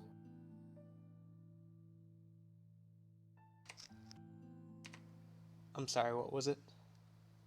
Oh, just is anyone else doing anything while that was transpiring? I don't think so. I can't really think of anything else. I mean, I came here to sell goods and research. I guess I would look around for information about the Circle of Seekers and the Hall of Forgotten Woe and all those spooky things. Unfortunately, there's not much of records in the town, but Mary points you out that the old church used to keep some books and the like for the Lord in its basement, and it appears to be mostly untouched. And you'd have to talk to Behan to get the key to it, but you might be able to find some information down there for you for your seeking.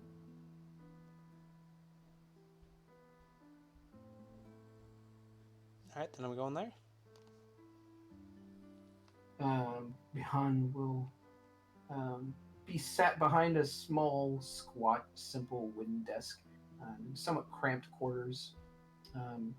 A room desperately trying to cling to a station far higher than the town allows. He'll roll his shoulders as he leans back in his creaky chair. And why should I?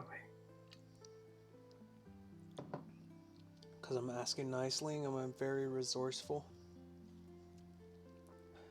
He'll quirk an eyebrow.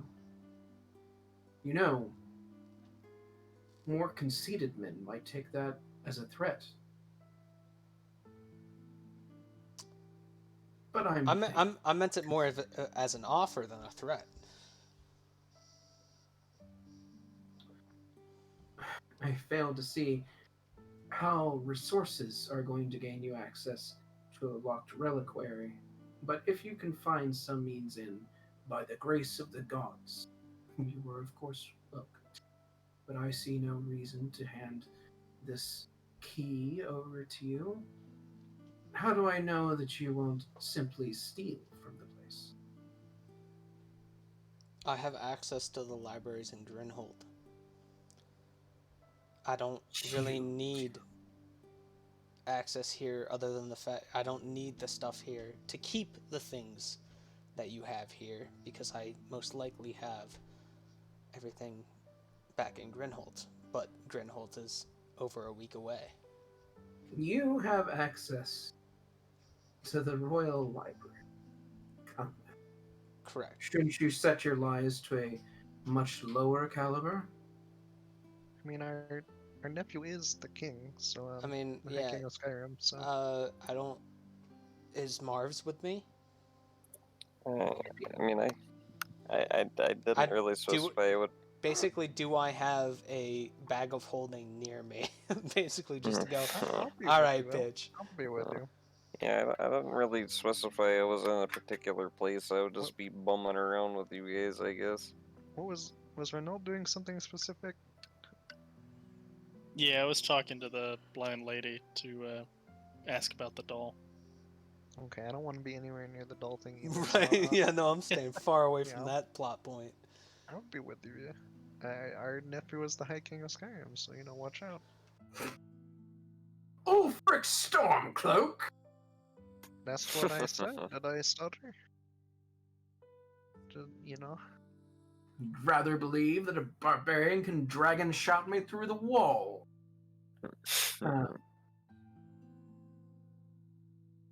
He'll scoff. What proof have you of this? I guess I got this one. I get Unfortunately, you can't really present a feat. you can be like, well, I was trained in high society, as kings and nobles do. Are you not impressed by our bags of holding?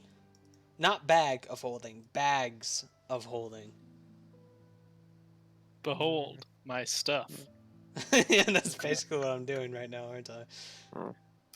He got some things. He's interested in the magic bag, but he'll take a close look at that messenger's ring. I mean, it's no consequence to me the if messenger's you believe. ring have the Agda signet on it? Yeah. It does. Oh yeah, it's a silver signet ring. Yeah, no, I'd show him that. On top of that, there's somebody else made a note of there was some kind of insignia on these bags of holding of note. I don't remember what that was, but it seemed like they were interested in it. Yeah, it's because it's from the vault, the Yeah. royal vault, that they're basically branded as such, so that you can't steal things from the vault and people not know where it's from. Yeah, I'll point that out to him. Well, He'll I mean, stop for a moment and then switches gears. Forgive me for not recognizing you, sirs, for you are traveling in quite the secrecy, then. No, we're just Who new. doesn't? We're just new. It's fine. Who doesn't recognize the uncles of their king? Such things were not announced. Excuse me, sir. I am the cousin's friend of an uncle. All right. Yeah, wasn't it just uncle of the king? Yeah, The who same doesn't uncle? recognize the The single uncle singular, of the king? singular uncle, singular collective uncle. It's like a hive mind. Yeah, Yep. the hive mind uncle. Well, I won't in good conscience keep someone so coveted by the king in waiting. He'll pull out from a small drawer a brass key and place it on the desk. Just be careful down there. Those tomes are old and fragile. Apparently, Elise is willing to show up as a one-off character for about an hour just to exercise the doll. So, that's an option. Got it. Exercise the doll. I'm writing that in my notes. Isn't the doll an innocent child? We're gonna need a treadmill. No, it's just a haunted doll. I don't give two shits if it's a ghost of a child, if it's an old man, if it's a demon. I don't care. I mean, it's a doll it that is the moves. Spirit of a child Hell, forced into a doll. It's a creepy ass doll. It doesn't even have to be possessed. That shit has to burn. It definitely is possessed. It doesn't work if it's not soulbound. I don't care if it's possessed or not. I just want it to go away forever. I just don't want it to exist anymore. Fair enough. But my character doesn't know about it. New party member that's replacing 14. Oh, dude, no, I'm not having it, dude. Don't even joke. No, it's worse. It's replacing Pancake. Oh no. Bro, I'd give myself a crisis of faith just to end everything. You can't complain to your god. You have no god.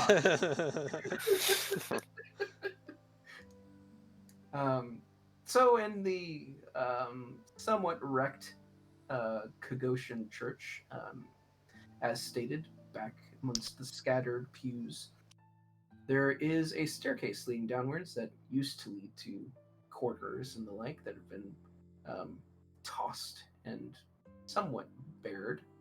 And then a large brass gate that seals a 30 by 50 foot room cellar, which contains some scripting supplies and inkwells and a writing desk, and a couple of rows of shelves, which bear a number of books.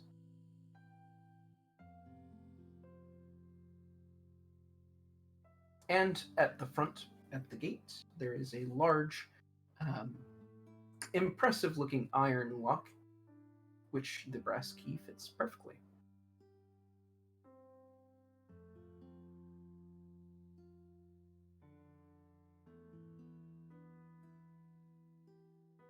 Everything here is covered in about a quarter inch of dust.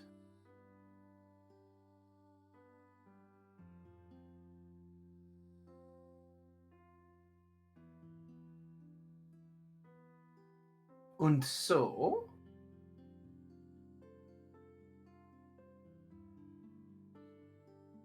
no, I have full reins of the scene. All right, full steam ahead then. Dusty books are dusty. Don't break them. Got it.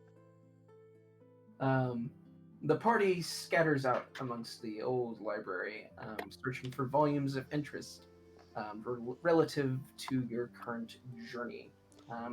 The expedition being managed by Kios, as he's the most learned on the subject. I And was soon, muted when I was trying to say, yeah, we spread out and search, but yeah, you got it. Well, good to know. I'm still in tune, even while muted. Spooky. So, before long, there is a small stack of books on the writing desk, which you are flipping through, Kios. As a matter of fact, though there's not much of interest here in terms of religious books, unless you're very interested in the dogma of Kagosho, it seems that the former priest was a bit of a journalist. Not the sort that goes around asking people questions, but the sort that keeps journals. Most of it concerns his faith, but some of it contains his insights and research into the surrounds. Give me a scribing lore or religion as you guys leaf Well, through don't his have journals. scribing, but if I'm still busy with my yeah, stuff, right? I'm gonna give you my religion, but if I think I could benefit from Renault's help, I would copy Yeah, something I mean, you're down. in a Kagoshan reliquary Right. without the Kagoshan scribe in the party. I would copy it down for him to investigate later. I think we randomly Or- decided at some point that I was also a follower of Kagosha. Yeah. Or fuck this, posh prick outside. I'm just gonna take the books with me. Like, I don't know, what is he gonna do? Quietly complain. Dare try to stop the uncle of the king? Unlikely. We're just Makes gonna be noise we're gonna for be the flexing that in just general. Just how dare you stop the uncle? The uncle of the king.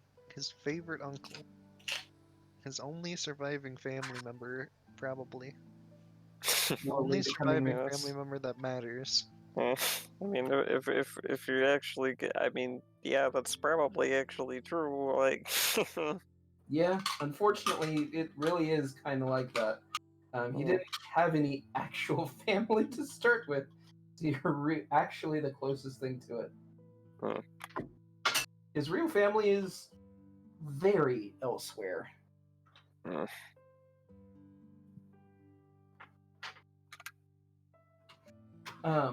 At least. Oh yeah, they're like in a different dimension, aren't they? So like, Yep. They're fucked. Another Yeah, it's branch. real awkward when they all get together for Christmas. Kios.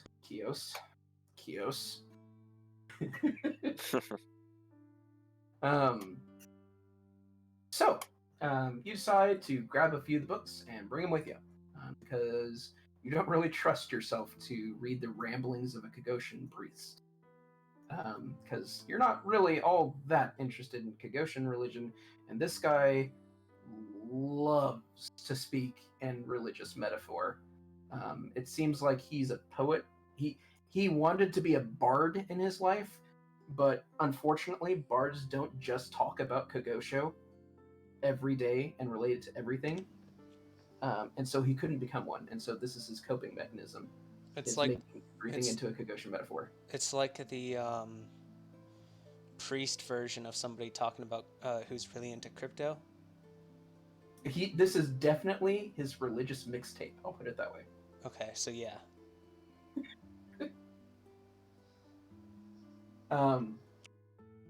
So Reno, you're about to get some fly lyrics, yo.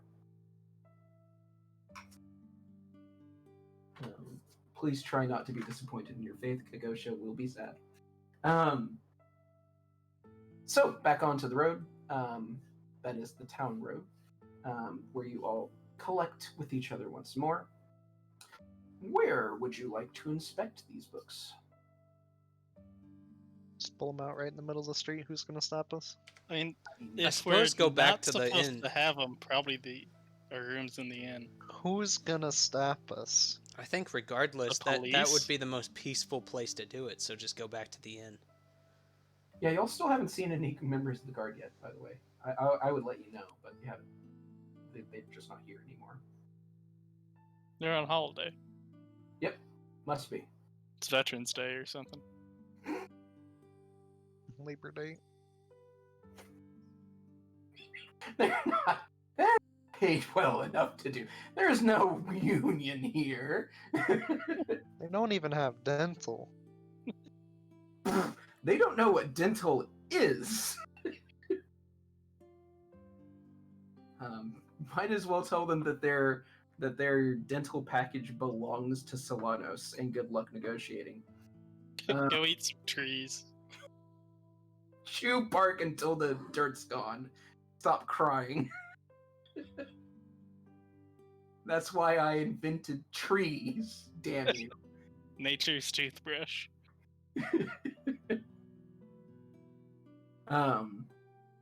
So back to the inn, where you guys will pore over these books. In fact, yes, Reynald. Oh, it is incredibly conceited and buried in metaphor to a ridiculous degree. So much so that you almost question the faith of this person, because he comes off as like a poser of Kokosho rather than a priest. Somebody who likes the words but doesn't really practice the religion.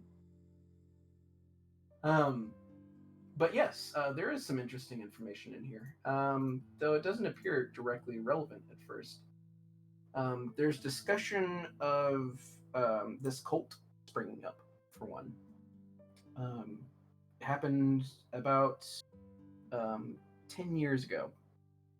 There was a pitched battle between Keenlaw and Grinholt back then, a skirmish warfare over basically a disagreement on where the nation line stops. Short war, but nonetheless displacing. It destroyed a noble house. And that noble house decided to hit the road and make its way to Keenlaw, where they intended to basically move their assets because they were displeased with the king. They did so in secret, of course. But for some reason, they just stopped somewhere along the way.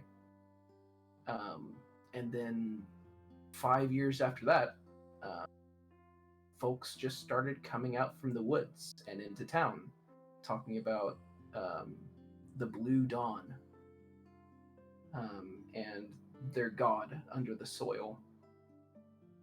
Hallowed be their name. She who speaks through the statue Solon. The transformative fires of the Blue Dawn, etc.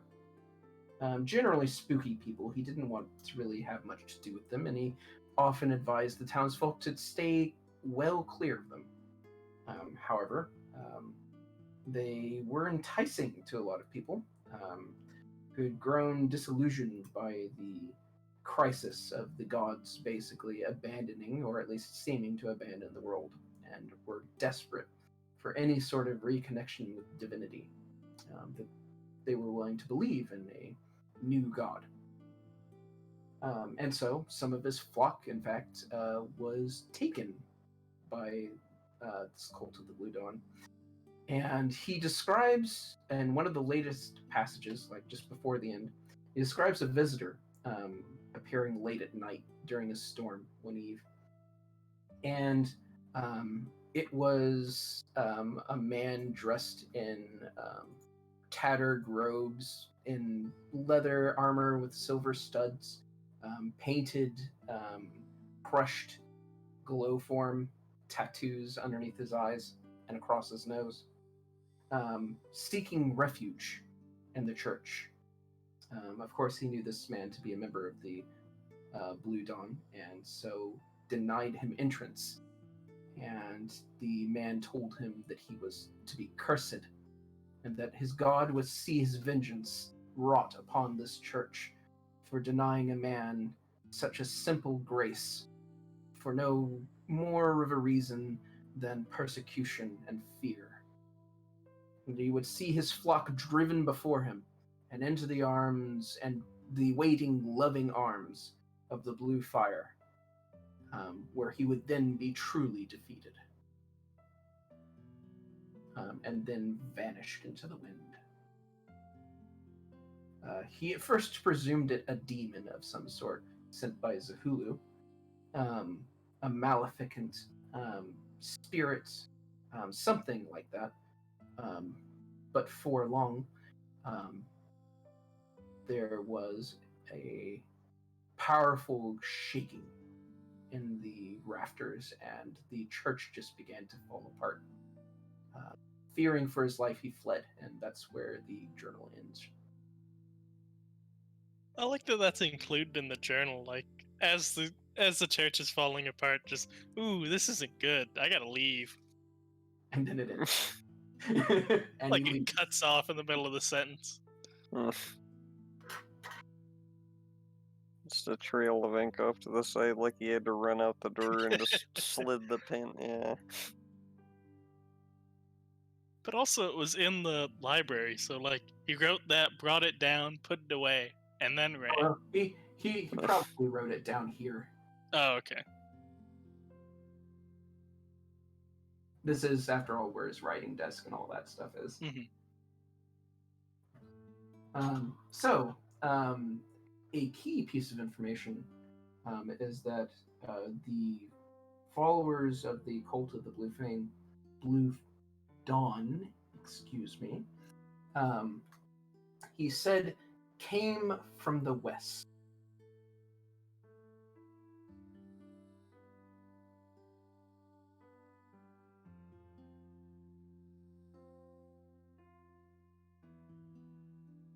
So that's... Oh, I'm sorry. There is one piece of information that I forgot to include in there, but I meant to. And that's probably where we'll also call it for the night, since it's 9:50, and I know Kios needs to get out of here pretty soon. Yeah, no, with my new job, it's just, I'm still working on my new sleep schedule, and I'm fucking exhausted. Yeah, I gotcha. Don't worry about it.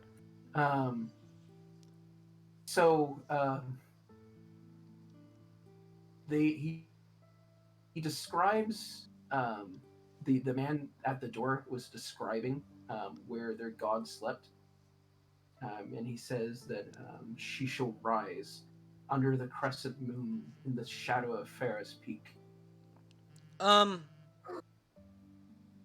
Thank you for the recap, because, oh my god, that's concerning. Their god is the woman whose skull I have. Well, she's gonna have one hell of a headache when she wakes up. Thanks. Thank you. Appreciate it. But Had to get in that one last one. It's thank you. Just up the pun counter, I guess. You know, that's a bit of a half, but I'll give it to you. Yeah. Cause like there was that snippet of me on the peak, right? Mm-hmm. There was the crescent moon and all that. Yeah. Yeah. She died. Yeah, no, I definitely believe that.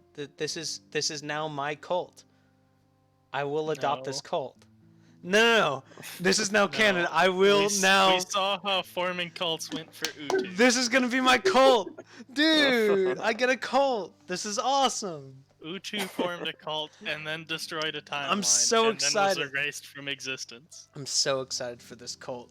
All right, we're gonna bring it to new grounds. All right, first off, damn, no combustion. Bringing we gotta bring to Flash territory. We gotta bring the CO2 emissions down. The Godwood must be saved. So we gotta, limit that. Limit deforestation. Turning the Blue Dawn into fucking Greenpeace. The Blue Piece. And in case you guys missed it, the man that is described in that journal is unmistakably this man. Down to the glow form that was crushed up and turned into a painted tattoo. Who was that? The guy that you sold all the mining equipment to? Yeah. Fuck. Have you watched the American Horror Story, where the rich guy teams up with the fucking scary ass clown? Nope. No, I No? stopped on Circus, unfortunately. No one else? Nope. I got to season 2. Wait, of what? I missed that. American Horror Story. Nah. No? Alright, well, I'm apparently the only one that watched that. But he looks like the guy from American Horror Story trying to be spooky. And it's just not intimidating, especially because of, like, the high collar thing. It's just kind of, the fuck are you doing? And go back home. And... Yeah, he's not like an outward spooky sort of character. No, it's not even really spooky. It's just subtly menacing. To be honest, I don't really see. I mean, even if somebody came up to me today as an unarmed person wearing all of that, he wore no weapons, by the way. It would neither he nor his followers. I gotta tell you that this guy is. It's giving me a little bit of neckbeard vibes. Like I'm not really gonna take this guy seriously. I'm gonna be honest with you. He's trying to be a respectable man by hiding his neck. No, that's sort of what it is. He's trying to be like a super high priesty kind of guy, and super spooky, but he's just not really achieving it at all. I mean, I'm sorry if I'm shitting on your, design, but honestly, that is definitely what I'm getting. Definitely what he would look like. That's definitely fine. What I'm getting off of this guy. He's just not very intimidating at all. I think the main thing is his haircut. Yeah. I think he didn't really have an intimidating presence either. He was very calm. And not really emotional. In fact, he was really kind of appreciative. I feel like we just met up with the local goth gang at the cemetery and gave them mining equipment. Yeah. Like, if anything, we're just, like, funding their No, it's grave perfect, robbing. though, because if we're now going to have to, get past the cult to get into the hall, we can resell the mining equipment. Honestly, that's what I'm looking forward. That's what I'm looking forward to the most. Yeah. Just sell it to everyone. This is how you get your extra money. First, you sell it to your target, and then you kill your target, and then you recover your equipment, and then you go to the next people. You really gotta wonder at what point it becomes easier to just murder them first. Yeah, you start leaving a pickaxe like a calling card. You can't do that. You can't do that. It's a process now. It's a process. It's a specific art form. If they don't That's want, how capitalism works. If they don't want to buy the thing, then we don't kill them. Copyrighted. Easy as that. It's like reverse capitalism. Instead of like you spend your entire life working for a company and then they kill you. It's more you buy from a company and then they kill you. Next week on continuing the Secret of the Stars, the first objective that you'll want to probably complete is finding out where they are. Yeah. Westward, unfortunately, does not really narrow it down too much. I mean, to be honest, with this guy's picture, it's probably just like, I don't know. Westward in the shadow of Ferris Peak, that gives us two locations. I was about to make... Peak, by the way, is south. I was about to make fun of him going, oh, it's probably just, his fucking mom's basement, but I am currently in my mom's basement playing D&D, so it's not very... It's just not it's not very exactly effective. Re-envisioning of D&D. Yeah, because D&D wasn't nerdy enough anymore. I was about to make fun of him, but then I just got really, really sad. He's you! Spiritually, not physically. You don't want his physically anyway. Believe me. We'll get into that. So yeah, welcome to the third act. And I will see you all next week, 5:45. I do want a disclaimer that I'm currently in talks with a recruiting company who is trying, I don't know how successfully, to get me a position within Electronic Arts to work on one of their upcoming games. And I don't know what that will do to my schedule, except for the fact that it is a part-time gig. If you don't mind, I mean, like, what company? Not sure. It's just a recruiter. One of the magic phone calls. Oh well, it could be one of several divisions or some companies, but it is for EA. No, I mean like the recruiter itself. Like I didn't really know the name of the recruiter I was working for until I got hired by them. So. Oh yeah, I know which recruiter it's from. So they are part of Net Polarity. All right. Yeah, no, I definitely don't know them. Yeah, I will let you guys know if and how that develops. I will try to keep Tuesday specifically open. At the very least, part of Tuesday open so we can continue to have the game. But the offer that they are extending is generous, so it is difficult to dispute with them on that. I mean, definitely. I mean, EA, I mean, in general, kind of a shitty ass company, but just, anything is great in that industry. Well, I don't think that it's like every German wasn't a Nazi, It's like I think the developers of the developers of EA are not bad. Yeah, but the problem is EA itself. Yeah, like the corporate, the people at the top are scummy and making bad decisions and whatnot. Yeah, just. I think we're both on the same page here, Marvs. I think we're just No, I wasn't disagreeing with you. Yeah, fuck you, dude. Alright? Arguing with me. How dare you agree with me? That's my opinion, not yours. Get your own. But yeah, I'll let you guys know as that develops.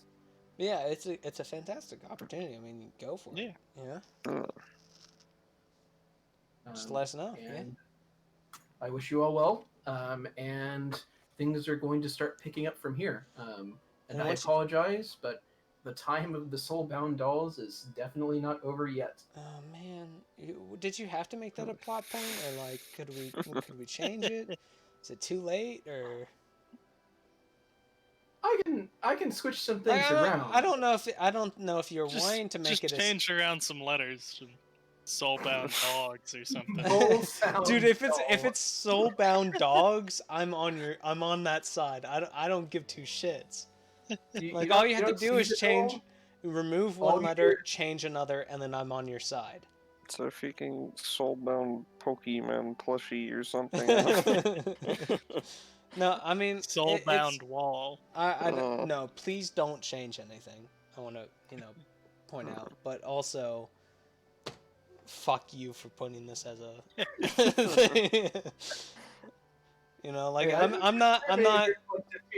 I'm not pissed at the poltergeist putting in a clown, but also fuck you for putting in a clown. You know what I'm saying? Well, you will have an opportunity to fight and possibly destroy said dolls. If you wanted me to be on a specific side, I can just guarantee you it's not going to be on the doll's side. It's the opposite side of the doll. It's whatever. I don't care if it's like the doll wants to have world peace. No, fuck that. I love war now. What happens if the doll wants to save the Godwood? No, I'd say no. Well, no. Fuck my character. I would say kill the Godwood. This doll does not deserve existence. Gotta kill it off. Burn down the Godwood, make a new Godwood. Exactly. Yeah. Less dolls. Less dolls. This one's infested. Clearly, it's an abomination of the Crimson Knights, and we gotta just purge everything. Yeah, Oh, that the was their Crimson goal. Knights approve. The Crimson Knights Installing the approve dolls. exactly 0% of all of that. They'd be walking into town like, smells like heresy. Burn it. Burn all of it. Burn the already burnt church, just to be sure. No, but what's gonna happen is that you're gonna get the job at EA, and then I'll get a job at EA, and then we'll both have a job at EA, and we'll both And hate then our you'll lives. fist fight. No, we'll both hate life because EA will drain us dry and want us to kill ourselves. We'll see. We'll see. yeah. But Anyways, till next week, thank you all for coming. You were a wonderful party, and I enjoy running all of these games for you, and I hope that you're all having fun. Yeah. well, I'm glad you enjoy it. I mean, it'd be depressing if you didn't. Yeah. It is a lot of work to not have fun. You haven't even seen the dungeon yet. 40 rooms. That's all I gotta say. 40 rooms. Well, I mean, you got such a flexible work schedule now. Apparently, you can, Yeah, I spend say as that, much. but then now I've got contractors up my butt, and also EA being like, "Hey, you want some money?" Yeah, I know it. This is Hey, gonna kid, you require want some some free money? I mean, yeah, I'll take free money. It's like Sure. What's the string? If there is strings, I'll take Windowless it. van. EA payment on the side of it. I don't know about that. Well, I'm gonna get going here then. Right. Alrighty. See you guys. Bye, Goodbye, guys. See ya. everybody. See you next week.